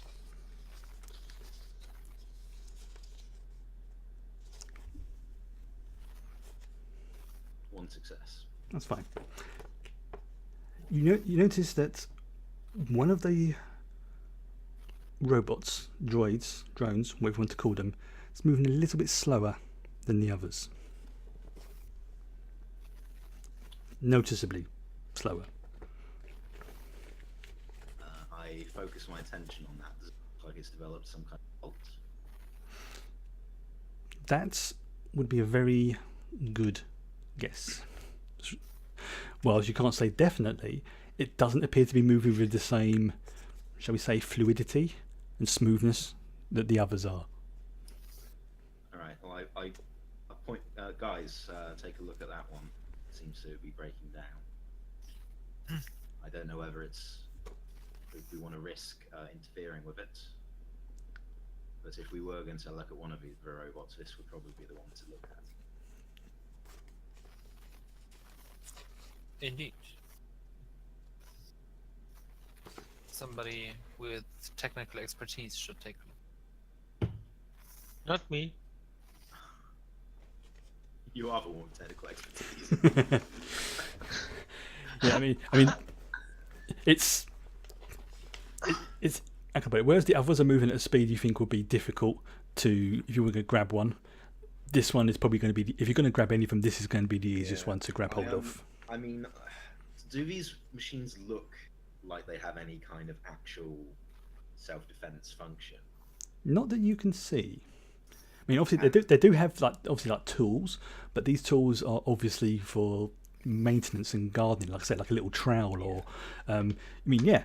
If you try to grab one the wrong way, it probably could, give you a bit of a nasty cut. But honestly, I guess I'm more concerned that if we start interfering with the machines and some sort of defense mechanism is going to come on in this Exactly. At station. the moment, we are not dangerous to the ship or to this ecosystem. When we start interfering with the daily routine, we don't know what that will trigger. Out of character, let's throw tribbles at it until it left. well, there's plenty of You won't recognise tribble throwing as an outside influence. If you want to throw a tribble at one of these drones, then by all means. Can we just scan the drone? Yes. Since it's moving slower. Yeah, it's moving slow. I mean, it's easy enough to catch up with me. It's not it's not something you can do very easily, but yes, you can easily scan it. Okay, let's do that. So yes, go ahead, scan the drone. I'm going to say is it's like literally within sort of 2 to 3 meters, well within scanning range. Oh, okay, so what I use? I mean, it's like the equivalent of like your one side of a room, like sort of standard size room. So just inside and science, or is it engineering? No, this one's going to be insight and science because I'm assuming you're going to be using the tricorder to do this, and it is kind of a, you're going, that's what it's doing. Yeah, I pretty much want to know what it does and what makes it tick. Sure. No focus, 1 success. Okay. As far as you can tell, this thing isn't really giving off any major signal. I mean, there's obviously something controlling it. There's some kind of, should we say, data packet going somewhere, but it doesn't seem to be complicated. It's more like a case of, it's the computer equivalent of, right, okay, I've done this job, what now? So it's not, I can't detect a guiding signal. Yes. Okay, so it's it acts autonomously. Within reason. It doesn't have that much of of a data. I mean, your tricorder's got more storage capacity than this drone has. It's pretty. You would hypothesize that it has to return somewhere to download its data. It's like the bandwidth that this thing is giving out isn't enough to send data, basic data across. It's more literally a case of, right, you've done your task, go on to task 2. Now go to task 3. You've done that? Okay, come back home. So it would be a possibility to follow this drone and establish where it downloads and uploads its data. Or we just continue walking into the center to the proposed controls room. I mean, I think it's quite likely that wherever it is going to go is going to turn out to be the center anyway. Yeah. Well, absolute worst case scenario, we get there, we don't find anything, we find another drone and follow it. That's agreeable. So let us continue. Okay. So you slowly make your way towards the drone, following it closely behind, as close as you dare, and your idea proves, for the most part, correct. It leads you deeper into the center chamber. Now you notice this chamber isn't perfectly smooth. There are what can best be described as rocks, ponds, what do you call them? The things that hang from the ceilings. Is it stalactites? Oh, stalactites. Stalactites. Yeah. Yeah. It's stalagmites on the floor, stalactites. That's the ones. Yeah, the ones that come from the ceiling. It's because they hang on tightly. That's the way to remember it. And the other ones might get up there eventually. That's how I used to remember it at school. Now as you're heading that way, you notice there's a waterfall. Now this waterfall, it's like a sort of normal waterfall leading into a pond. The fragrance that you noticed earlier is slightly stronger, but not overpoweringly so. It's definitely it's churning up whatever's in the water into the atmosphere. Okay, 1 moment. When you say we're in the central chamber, are we? Do we think we are underneath / above these two spires? You're getting, as far as you can tell, you're getting close. Right, so we're in a sort of inner ring. Yeah, even though this is like, imagine this is a big, flat disc-like chamber, and you've kind of made your way almost across, like going from the outer edge to the inner edge, not directly in a straight line, but kind of a sort of wiggly line. Yeah. Yeah. So this waterfall is about 3 meters from the highest point, and okay, you notice the drone goes flying into the waterfall.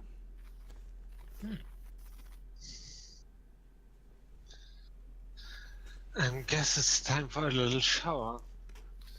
It may help with the pollen contamination. True.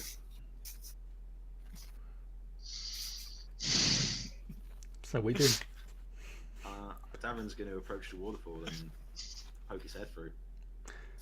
Your head gets wet. Well, obviously. But Right. what's beyond it? Okay,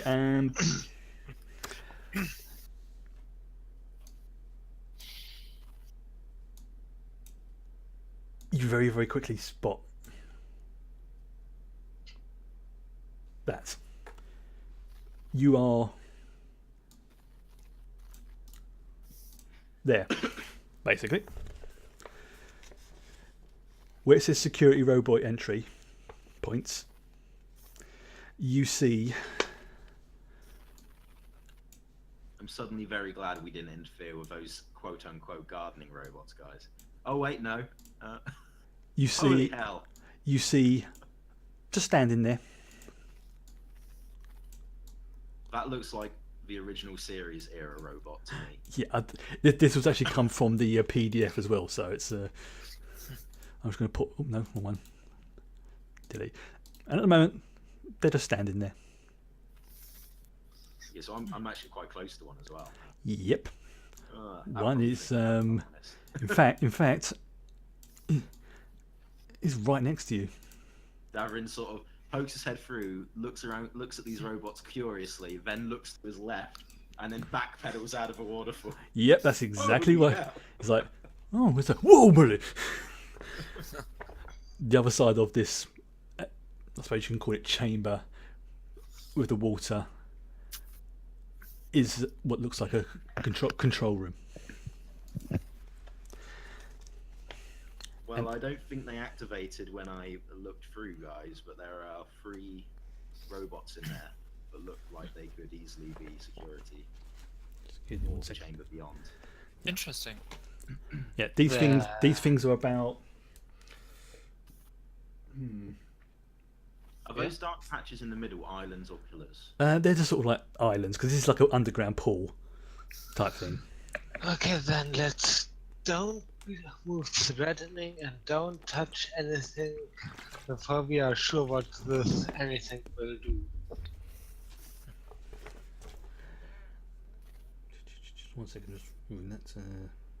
Follow me. Okay. So you go try. You Go go make. through the waterfall. Okay, you make your way through the waterfall, no problem. You do get wet, obviously. And Tira, Am I clean now? I was about to say that. It washes the pollen, dust, whatever you want to call it, off of you. And Thank you. to the point where your head clears a little bit. Your nose still itches, but you don't have that penalty anymore. Still, I got my certain flashbacks in my head of a certain planet. Yes, that's basically it. It's like you've just walked through a very, very pollen-heavy field, and now you've gone home, washed your hair. It's going to irritate you for a little bit, but nothing you can't handle. Okay.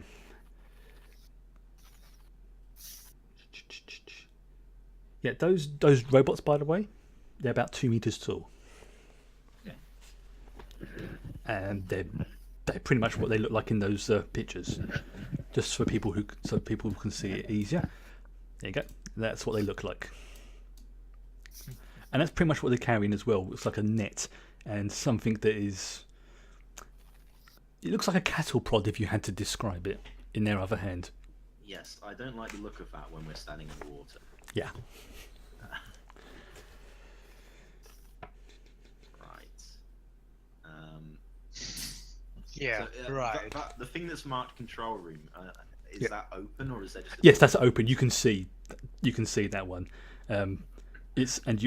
What does surprise you though is that you can see there are lights all along here. This system is active, and as you see that the little drone that you was following earlier comes pootling out, flies over your head, flies out. Hello? Anyone around? No response. Worth a try. Okay.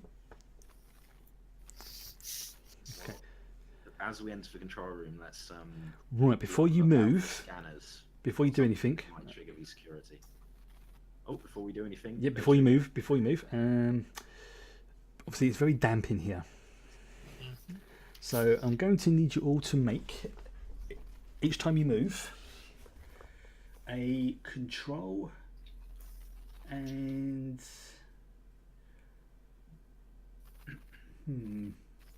this is an interesting one. I'm going to say security to keep your footing. So is that each time we pass between one of these zones? Yes, you see that the little lines on the map. Each time you move through one of those, make one of those rolls. Controls. Because it is very wet and very damp in here. Can we go across corners? Yes, but it's like literally every time you cross one of those lines, make a roll. Okay, 2 successes for me. Okay, so that's basically 2 zones you can go across, no problem. 2 successes for me. Okay. Do we get the momentum? Yes. And it's like, get a complication because that gives me fret. Oh, no one's got a complication. Okay, God. slowly make it your way towards. Damn, we did well. Yes, you did actually. You did very well on that one. Right, now you go in and you see the control room, and that's pretty much what you see there. There are control data banks. There are what you believe to be the port where the drone interfaces. It has the same sort of shape as the drone that you just saw go flying past you, and it's roughly the same size as for humanoids. You believe this chamber is designed for humanoid-like creatures, but Still could be humanoid plants. In fairness to Tira.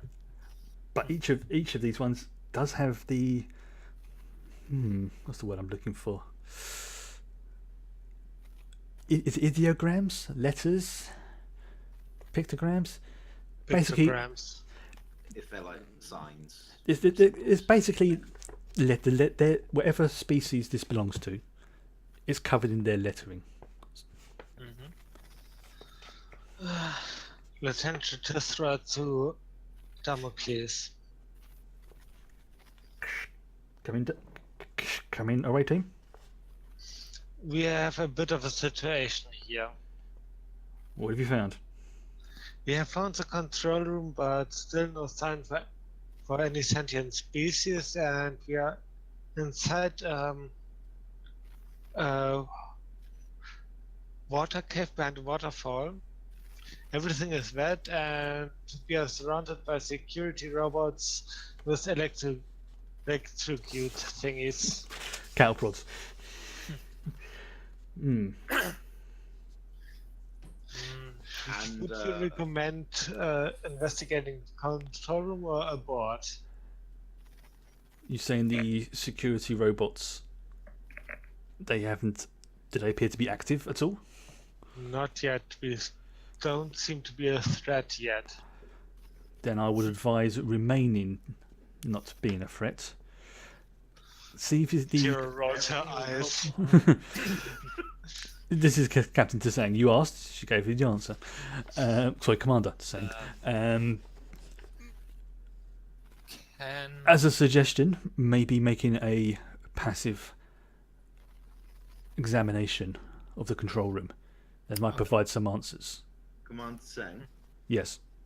if we were to scan the alphabet that we see here and send it to you, would you be able to use the Damocles database to try and translate it? I don't know if we'll be able to translate it, but we certainly be able to assist in any translation efforts. The universal translator that we work on works primarily, so I've been told, on the brainwaves. Now, I don't know if this is true or not. I've never actually studied the device, but Okay, I will start the scan while this is still going on. okay. Right.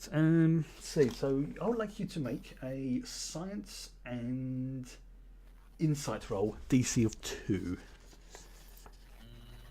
and it can be assisted by the Damocles. I can. Yes, because you're sending information up to Damocles, they're processing it, and then they send it back to you and going, "Oh, try this. What does this mean?" Okay, so somebody So should I think I'd like to spend a momentum on this. Yeah. So good it's idea. probably sensors or computers. It will be computers and science. Oh, very nice. Noise. Very nice. Very nice. If only there were more momentum to have. Yes, if only. Right. But I did spend one. So. That's very get true. Yeah, that so, back. yeah, you got it straight back. Oh, true. Okay. Now, whilst you can't translate every single thing it says, because obviously you'd need to have a proper xeno-linguistic person here to help with the translation. It's not something that a computer can do on its own. It has to be guided and pointed in the right direction. But certain keywords do appear to pop up. What you believe to be monitor, pheromone, brain flower, Rainflower. Okay. forest, quality. Fear.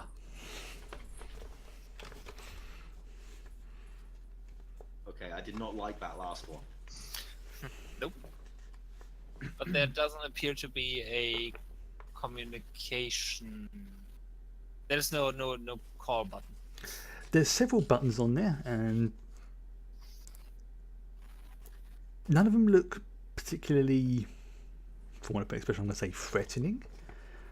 But you do see another word that catches your eye. Intelligence.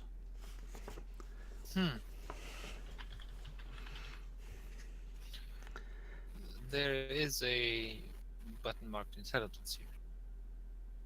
That might give us more information. It could be a database or something, couldn't it? So it's It worth a could. shot. Well, Or it could activate the intelligent life forms, and not activate the ones who inspire fear or the ones who, you know what I mean? Maybe it's a control panel for the plants on this ship. Maybe, but we could. if it try. were to activate the intelligent life forms, then we would at least have people to talk to. Eventually. Through that. Okay, you stay on the islands. Sorry, Tolek had something to say as well. Yes. I was going to say it was worth an attempt to activate this button. I say Yeah. with my finger hovering over it. I mean, This is like, I say it's worth playing the odds on it. So, you're already in the control room? yeah, you're well, I'm assuming Tolek is in the control room, so by all means move. Okay, sorry, I didn't get that. So I'm assuming you're sort of like kind of like No. there, like- I mean, if there's room for all of us, it's probably the most defensible place. If we, yeah, it is actually bigger than that. Actually, I'll make the map a bit bigger. It's bigger on the inside. Actually, what I'll do is I'll get rid of this because you know what it looks like now. This will make it a bit easier. Okay. That's probably a more accurate. I'll put him over there. That's probably a more accurate representation of what it's like. Yeah, and this is an easily defensible position. Yeah. Tira is correct in that. Definitely. So maybe Devon go a bit more inside. yeah. Okay.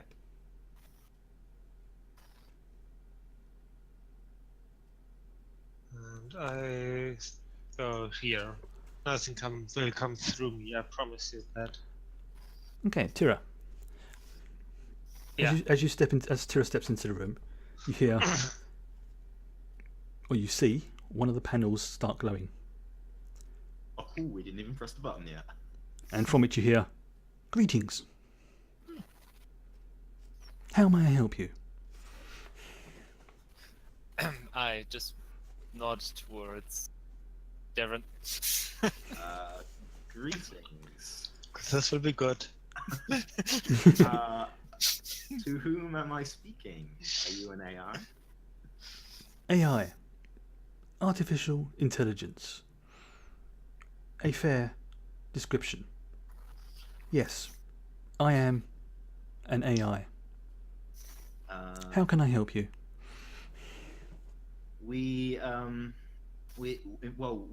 here to potentially help you or whoever owns this ship. It appears that it is in danger of destruction in a month's time, and we wanted to assist. Assist? Why Well, would I need assistance? the ship must be moved from its current location. Why? Because there is a shockwave passing through the solar system, which could destroy the ship. That is not correct. Okay. Well, you know, I guess.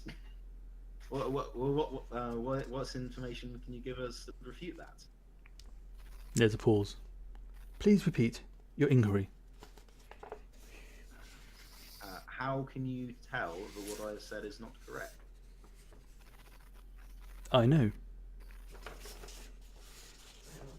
Could you share your knowledge with me? That would be impossible. I am artificial. You are organic. How can I help Dumb you? it down for me?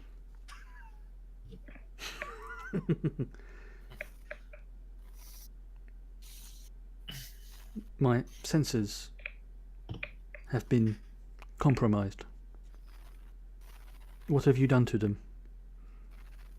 We have done nothing, but the fact that your sensors are compromised demonstrates that what I am saying could be true, does it not? Because you have no access to any information that says otherwise. There's another pause. Please repeat your inquiry. With your sensors down, you cannot be sure that you are safe.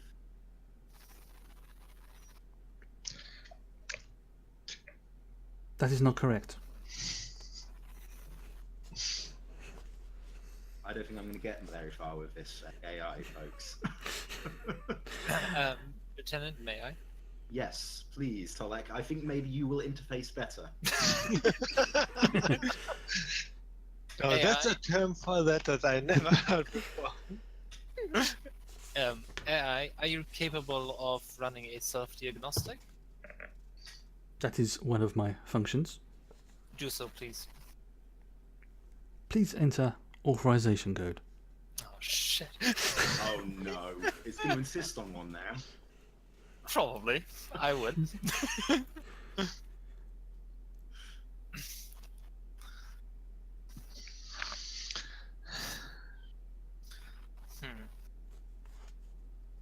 So I'm Is- just.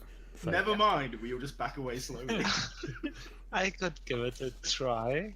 One If moment. you want. One moment, please. There's another pause. You are not Vahari. That is correct. My species is Vulcan. What is Vulcan? His species. A humanoid species from the so-called by us Alpha Quadrant. Bipedal, mammal, and I rattle off some more. You are not Vahari. This does not compute. Define Vahari. Not you.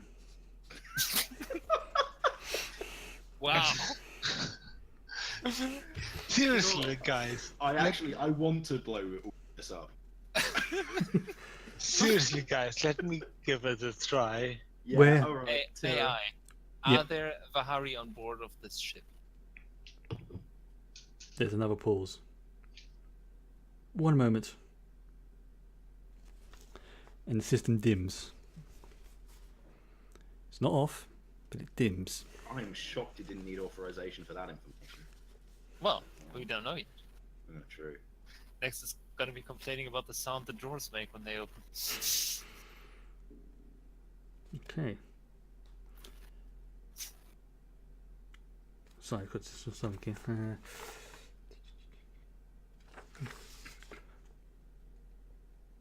Scanning. Scanning.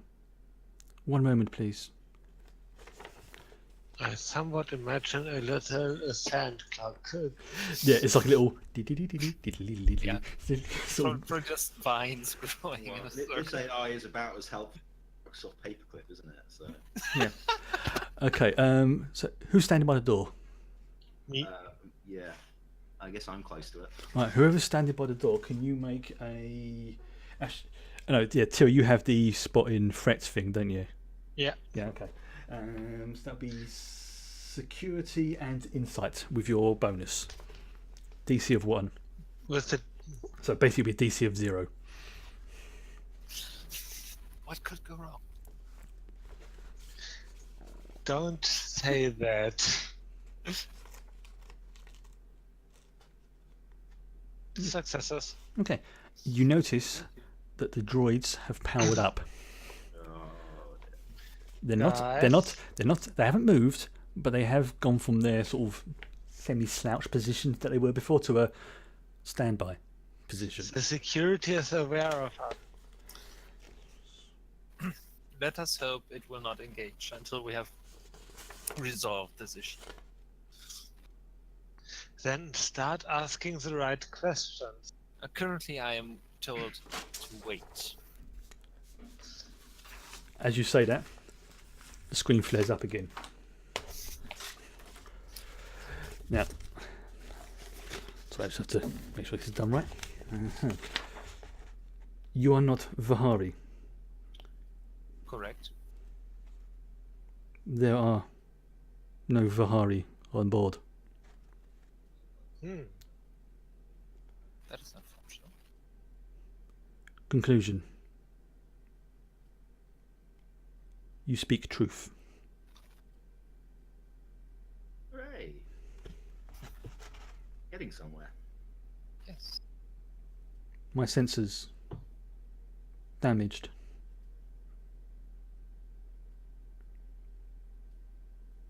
Where am I? You're at the coordinates. I give the coordinates of the star system and so Okay. on and so forth. We would have established that when we approached, I think. Right.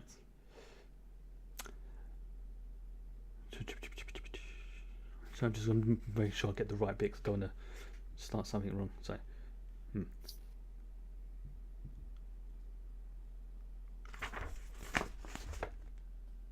yeah. Conclusion.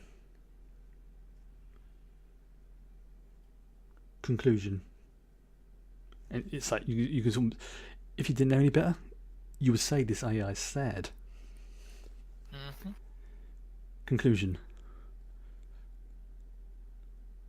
The project failed. What was the project?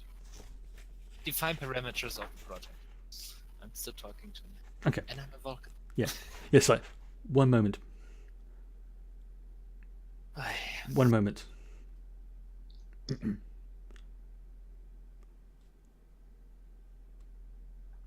Project Night Forest. Approximately 60 years ago, we discovered abnormalities in core of Sun. Core collapsed. Imminent. Star formation. Supernova. Unavoidable. Lucky.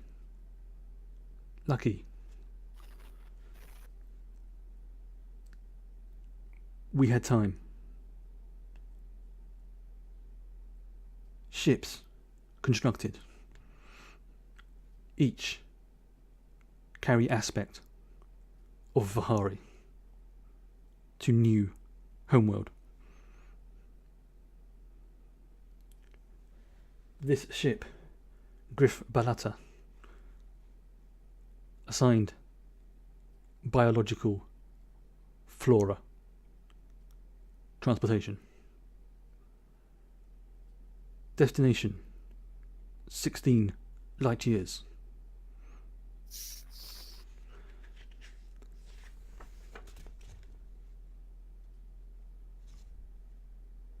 Will you help us?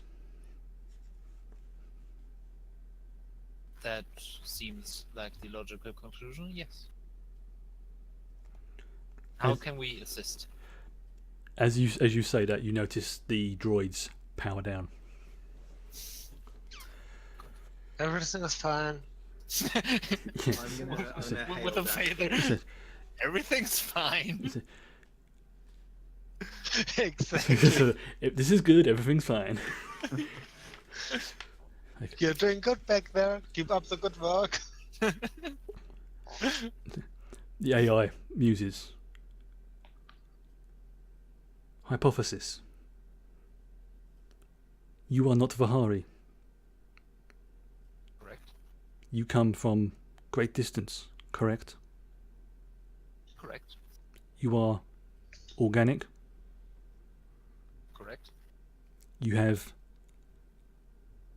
starship. Correct. you have superluminal capabilities, correct? Raising an eyebrow and saying correct.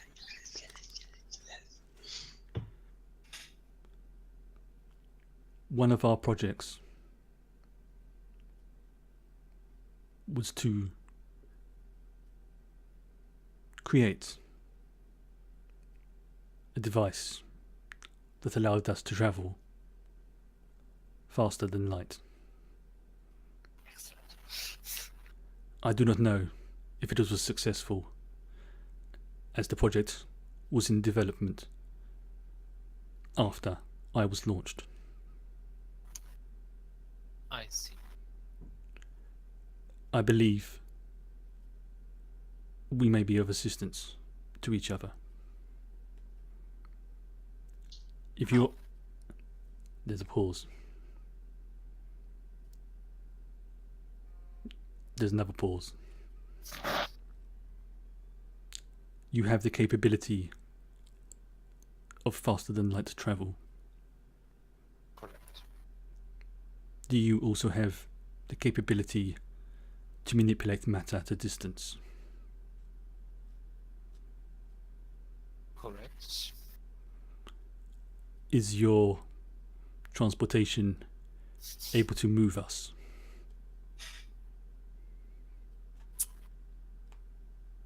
What would I calculate for that? The Damocles itself wouldn't be able to do it. It would need several ships in order to do it. Okay, but But technically, technically, yes, it's very, very possible. And from the time frame, it should be also we have a possible. month. Yeah, and it would take probably about a week for ships to get here. It's basically you're going to be cutting it very fine to do That this. would be possible, yes. This would be acceptable. In return, we would grant you access to our databases. I understand it is not much, but we do That not have is- much to offer.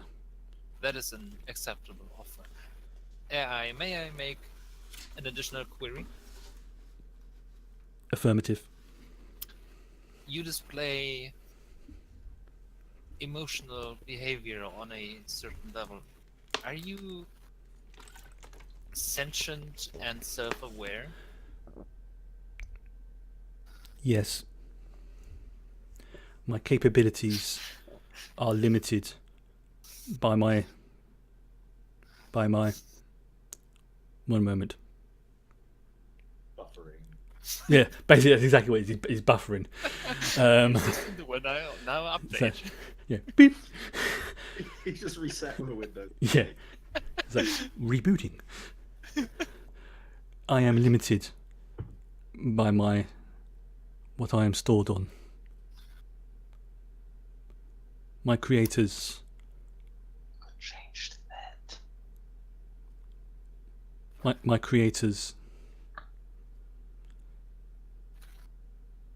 they were good people.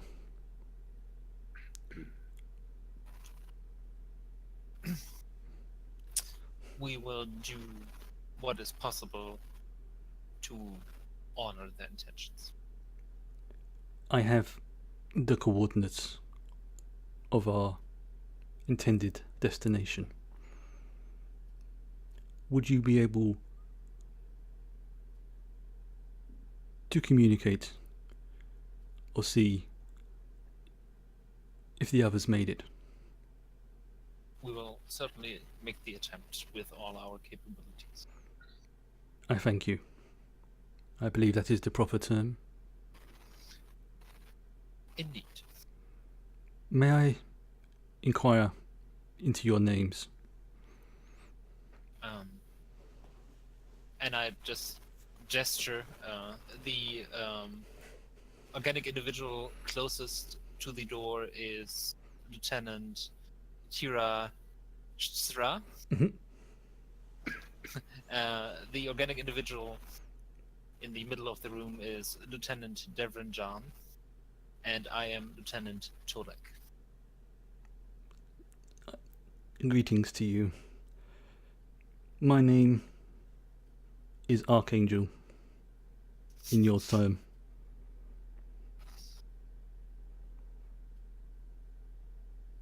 Raising an eyebrow at that, but yep. It is not a direct translation. Yeah, but still. It is the nearest. One moment. I am detecting your ship. All right, I thought you were spell checking. No, it's it's like you have a ship with advanced. Again, you're getting this impression that the AI is getting emotional. I do not wish to die here.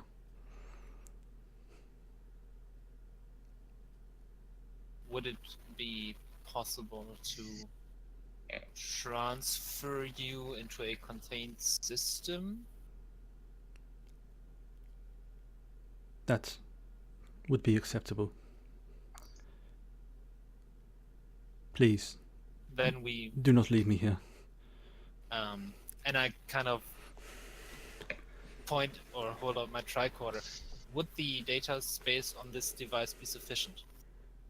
Please That's why I place wanted- please place upon the desk and stand back. I do that.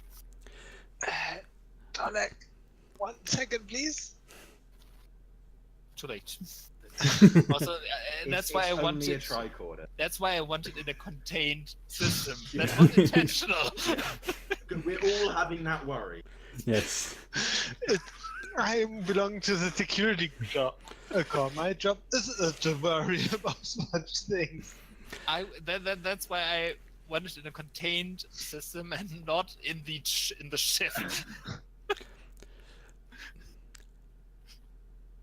It would not contain my systems. However, I do believe there is something that may contain it. Which would be Please stand back. okay. Okay.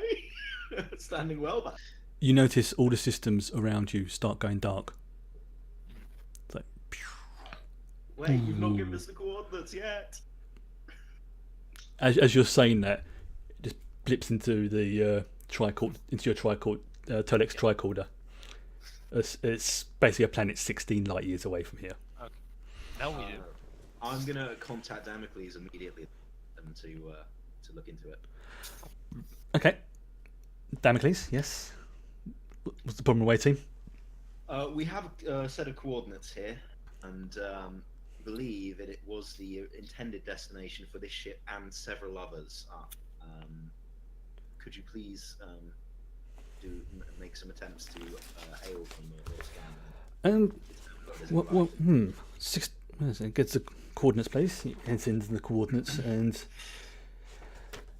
Also, Damocles will be getting a visitor. very interesting. Very interesting indeed. We believe there is a civilization on this planet that they are indicating. And from what we can tell, first contact hasn't officially been made with them. They are, for want of a better expression, newly warp capable. Excellent. Obviously, if these are the same people that you are dealing with, I believe that first contact would be in order. And so the gods come out of the sky Has with an the control room archangel. shut down now? So I didn't catch that. Has the entire control room shut down now? No, it's obviously shutting down, but as each light goes off, you notice a large cylinder-like object with flashing lights on the top. He was going to transform himself into our. No, it's basically it's a big cylinder, Okay. and just before the last chamber shuts down, it's like, thank you. And then the lights go off. Okay. Tolak will carry the cylinder Okay. and pick up his tricord. Yes. Yeah, you notice there's a surprising amount of data on your tricorder. It's surprising amount. Assuming that what you have been told is correct, from what you can tell, these people were on the brink of discovering warp travel anyway. It's probably what happened. After the ship was launched, they figured out warp travel and managed to escape and head towards this planet 16 light years away. Very easily done. So I'm just going to sort of wind things up a little bit now, because we are getting to the end of the time frame. Now, it doesn't take you very long to get back to Damocles and head towards this planet, assuming you're heading this way. Yeah, we should Yeah, but also have the discussion of saving the plant life and transferring it. That is transmitted to Starfleet, and they Okay. wholeheartedly agree. And within a few days, several ships that are pretty much designed for moving large, heavy objects in space will arrive, and they will be able to tow it at decent speed to its destination. Also, Tyr will ask for some days off to work through some memories. that can easily be granted.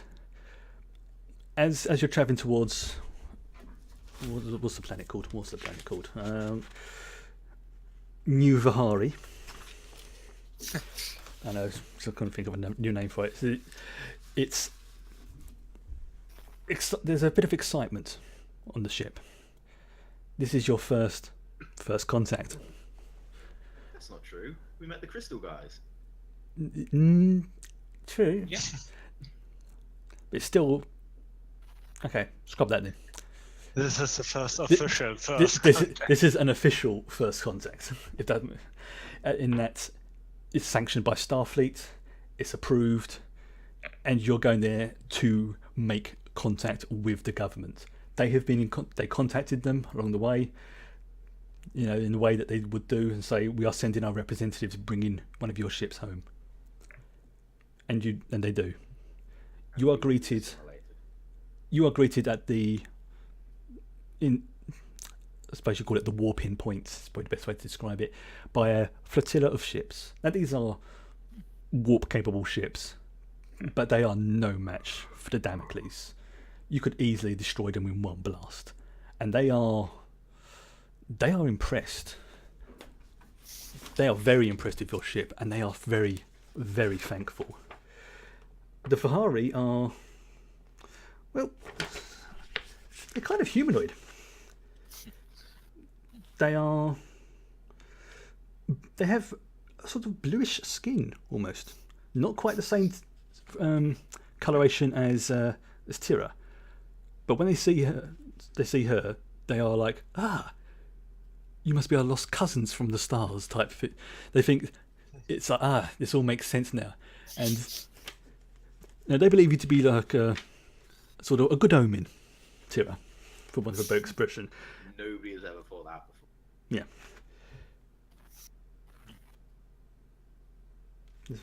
Yeah, but they are, in other respects, they look almost humanoids. I mean, their eyes are a little bit purplish, but if you weren't paying much attention, you'd think, they look like an offshoot of Andorians, and in some ways they probably are. But over the next few days, you learn a bit about these species. They are, in many ways, advanced. Not to the same level of the Federation, but they are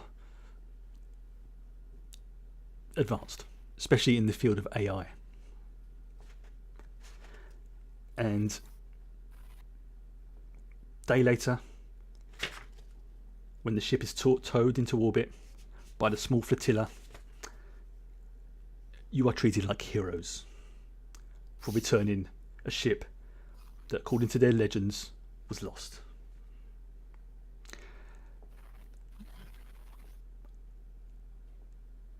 You are given a, best to be described as a party. Obviously, not just yourself, the captain, many other members of the crew are invited down. The official diplomats of Starfleet turn up, and it's requested that a small presentation is made to you as a thank you for returning basically what they thought they had lost, lots of their fauna. And this was about 20 years ago from their point of view. I suppose you can call him like a prime minister, speaks to... Okay, I want you all to roll a presence and command roll. Okie doke. Presence, isn't that what I just lowered? I'm gonna guess afraid that so. my diplomacy might apply. Oh yes.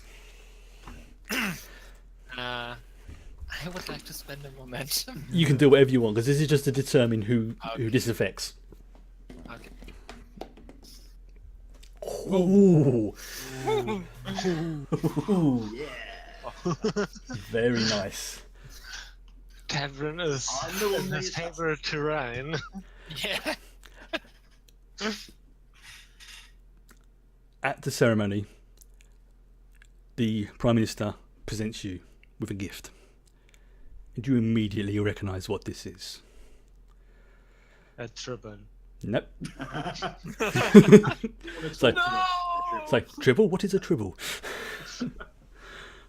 You recognise it's the cylinder that Archangel was in earlier. Whee! Is Archangel still in It's this? in there. Yeah. He requested to go with you.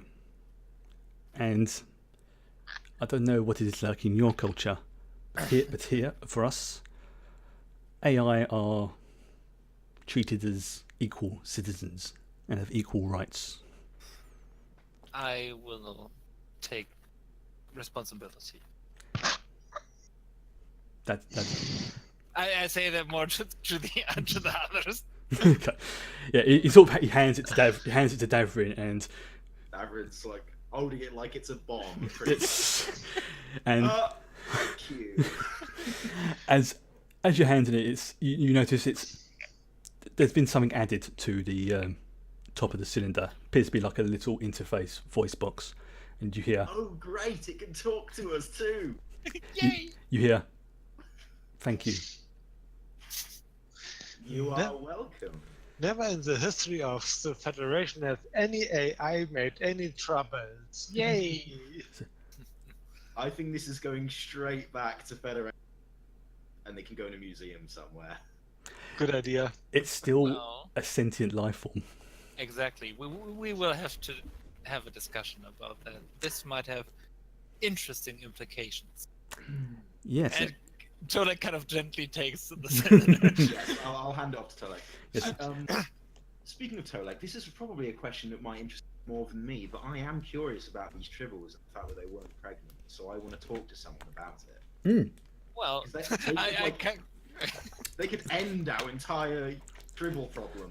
Basically, it's they'll answer as many questions as they can, and you basically find out that the tribbles were basically used as a type of food for the plants. I'm just interested in how they managed to, Sterilize alter them. them, sterilize them. Honestly, they're clones. Right. They got one tribble, managed to remove its, should we say, reproductive capabilities at a genetic level, and then just cloned it. So that won't have our initial problem. No. No. It will not. So they were like, "There's not enough tribbles." Too. So you can't add that for a sec. Spot on. Yeah, I mean, they're literally just, in the same way you give like a rat or, ever little, like a hamster, little treats every now and then. It's basically what they were used for. The plants that you encountered were although aggressive part of their home planet, were also a vital part of their ecosystem. So to have them now returned, you've given them a major boost, which is Well, they are very welcome to their carnivore plants. yeah, It just happens that there was like several ships that had some that had the life-giving plants. There was the more sort of carnivore-based ones. There was the more like the mushroom types, and it just happened to be that the one you landed on had the carnivore plants on. I wonder if we could prevail upon them to give us some samples, perhaps not of the carnivore plants, but could perhaps be studied for science. Yes, please. Archangel has that information. Excellent. I will. He has. interface I with will. Archangel. I will point out that he has at the time of he was launched, all our data, all our information, everything we knew up until that point. Excellent. Archangel has. You may use him as a database, but do remember he is technically a sentient being. That will In be fact- considered. And with that, you all board the Damocles and head back home. And have a long meeting with our senior about this. And that's the end of the episode. And for the meantime, Tolek has a roommate. They should get along fine. A mad scientist and a sentient AI. What can possibly go wrong? Yep. It will bear in mind it's this AI is, whereas it's not the same level as like data is. Squidjo in chat has basically said it perfectly. If you've ever played Saints Row 4, imagine Sid in terms of personality. That's basically what it is. It's this is still going to be a very advanced AI with a complete Vahari database access to it, Yes, but which they will freely share with you. Tolek, But- where have you been? I can't let you do that, Torek. Well, that's why he stays in his cylinder and not in the ship. Yep, they're not stupid. That's why they in fact, these are the sort of things that will crop up as you're journeying along. So why do you not interface in it? Well, they don't think I'm, whereas I'm an AI, they are not stupid. They want to give it. They want to be sensible with their AIs. They understand that they can be, even if they are designed and created perfectly, there's nothing stopping them from being usurped and taken over by somebody else. So these are all safety measures that have been built in, and then they're not stupid. I mean, they've got hundreds and hundreds of AI on their planet. It's part of their culture. In the same way we would have scientists or like professors, they have AI. And again, this is all freely given information from Archangel, which is quite funny because that's what the next episode's called. Free information. Yep, it's all this is like free information, and they will willingly share this with you because what you have done for them is incredible. You've recovered something that they thought they had lost forever. So Starfleet has now a new ally. Basically, yeah. Oh, let's say the Federation. Whilst they're not going to be joining the Federation, it's pretty much they've sort of seen what the Federation is over the discussions over the last few days, and they've like, okay, well, we're not quite at that level yet, but once we get to the point where we can join, we'll certainly look into it. They're definitely open for trade of information and things like that. They are. Well, in fairness, Starfleet's not quite ready for their society yet. That's the other way of looking at it. It's people always think, it's like joining the Federation. No, it goes both ways. And whilst they don't have very advanced technology in terms of warp drive, pretty much their ships can only go sort of like warp 2, if that. Yeah, remembering certain Voyager episodes about certain holograms and their treatment. Yep, that's the other thing as well. It's the Federation is now pretty hot on non-sentient rights. Sorry, non-organic rights. Can Archangel copyright a book? Is the question. No, but he does have access to all the Vahari's original books. It's pretty much everything that they have got, that they had. It'd be the equivalent of like an interactive Wikipedia. Yeah. But for them, So with a personality. Davrin will be quite interested in that. Yeah. yeah, And you can come visit. Oh, good. so yeah, that was Forests of the Night. Nice. And I have to say, well done on not attacking anything in the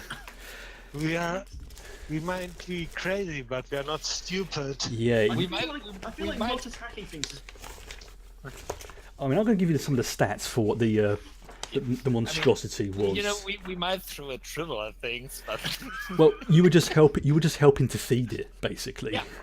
I mean, because the thing is, the triples are released and they sent over there, and yeah, I was just I wanted to find out if that is what I thought would happen. yeah. Well, to give you an idea, the tentacles are ranged and have an attack range of 4, and that fluid in the middle is it has an attack of, well, it does an attack damage of 8 plus a security of 4. So it kind of was like a pitcher plant. It basically was, yeah. It was their version of a pitcher plant. Plus, you had the vines. There was the brain plants. They were not so much control, but they would use pheromones to scare people in the direction, or creatures into the direction of the blue monstrosity. Oh, that's what was going to happen. And that's where the fear word came from. So it's stuff like that. You also had the vines were, whilst they weren't sentient, again, they all contributed towards helping to feed the plants and everything else like that as well. They would grapple them whilst the other things would come in. You have dart throwers as well, which were poisonous, close range, So leaf. pretty much we were fucked as we would have If you'd had attacked anything, you would have been screwed. You really would have been screwed. That's why I had so much. And also the robots as well. They have they had basically cattle prods, and they would have stunned you. And think about it: water, stun. Yeah. So, yeah, you did extremely well. And although, you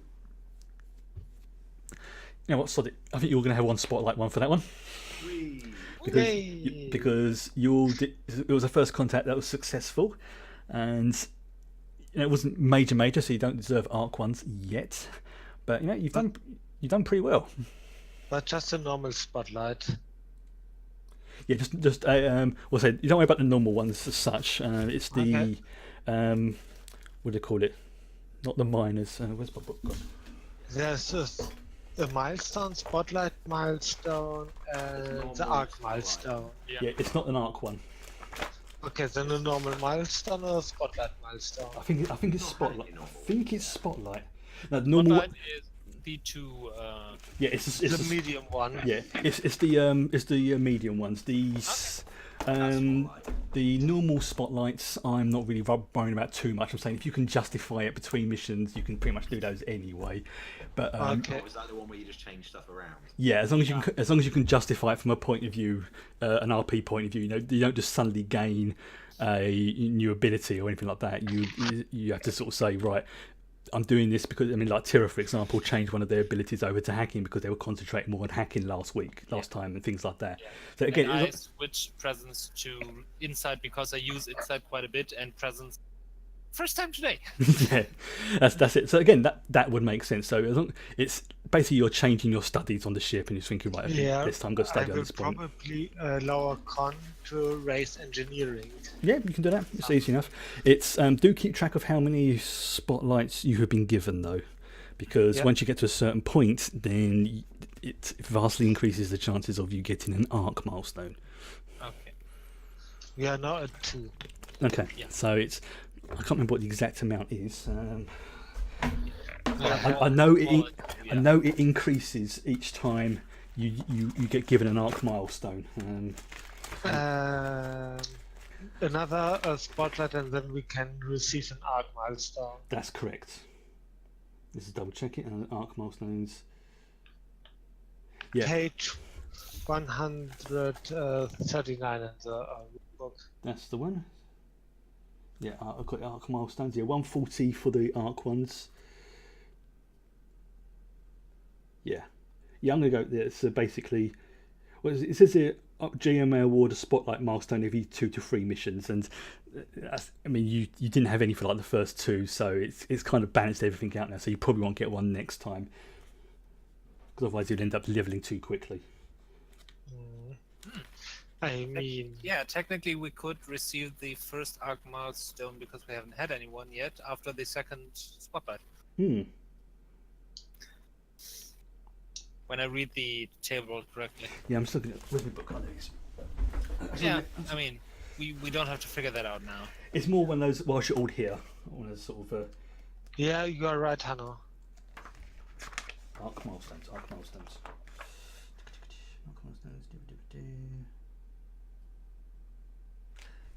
Okay, then yes, you are correct. The first arc milestone is received after the character has received 2 spotlight milestones. So yes, scrub that. You all get 1 arc milestone. Not yet. Yeah, we Already? Yeah. So do we The next milestone is an arc milestone. Yeah. Spotlight milestone. Oh, from sorry. 5 Yes, for next arc, yeah. you are correct. I misread it. It's so the next one. So probably it will be next episode. You'll all get, as long as you do everything right and don't fuck up. Well, I mean- we're kind of 50-50 on that so far. Yeah, you're doing okay. Yeah. You're doing okay so far. But oh, that's it. Yeah, and then to get the next one, next arc milestone, you then have to get 3 spotlights, and then the one after that it becomes 4 spotlights, and then after that it becomes 5, then 6, and then 7. So basically, it is kind of like you are leveling up. So yeah. So as long as you don't mess up next time, then you will get 1 arc milestone, Yay! or at least the opportunity to earn 1. So what happens is, do you get it in addition to the spotlights, or do you trade the spotlights for VR? Basically, what it is you can only, the way I'm reading it here is you can only be awarded an arc milestone once you've received 2 spotlights. So this is in addition. You have like 2 spotlights, then you get an arc. Right. Then next time it'll be 3 spotlights, then you get an arc. Then it'll be 4, Yeah. and so on and so on. So That the next makes time, sense. so the next time I award you something, it will be a arc milestone. And if are we keeping track of spotlights separate? So if I spend them, do I then get reverted back down? Or No, it's basically how many you've been awarded. So even if you can save them up, that's fine. But you've been awarded. What are you doing, Kat? You've been awarded 2, so then it'll be 2 milestone. Wait, will you stop that? You did good twice, so you are in the motion roster basically. Yeah. Okay. Yep. So that's basically okay. Before we go, and before I sign off the stream, is there a problem with anyone so far for the 31st? Nothing immediately springs to mind. Okay. Not that I know. Right, so provisionally, the next episode, this is for anyone watching, obviously, will be on the 31st of March. Also, in advance, this is quite a long one, but if possible, oops, don't do that. Where's it gone? I want to try and see. That'll be 17th. Oh, that's good. Oh, okay. Well, no, that's the first. That'll be 14th. Then one after will be the 14th of April. And then on the 28th of April. I'm just sort of looking at my calendar here. So theoretically, yes, but my birthday is on the 25th, and my parents might want to visit me on those weekends. So, Right. or might want me to go to them. Okay. So Well, if you can make it for the whichever one, we can make it on the 20th, because that's my birthday on the 20th of April. And I've got a very special episode planned for that day. right. Well, All I will say is, for that particular day, is get your goatees on standby. And that's how we end the episode. And that's the end of the episode. Thank you very much. Good night. No, seriously, whatever episode we'll be playing around that sort of time, it's going to be a Mirror Universe episode. Davin Yay. sticks a football to his chin. Yep. I will. That's basically what it's going to be like. Obviously, it's kind of. But yes, if it's not, I would love to be here for me. So hopefully. even if it's not on that particular day, the one that would have been on that day will be the Mirror episode. Right. This is that Star Wars game, right? No, it's not Star Wars game, you silly banana. Bye bye. Good thing. Okay. Bye bye. Goodbye. Bye bye.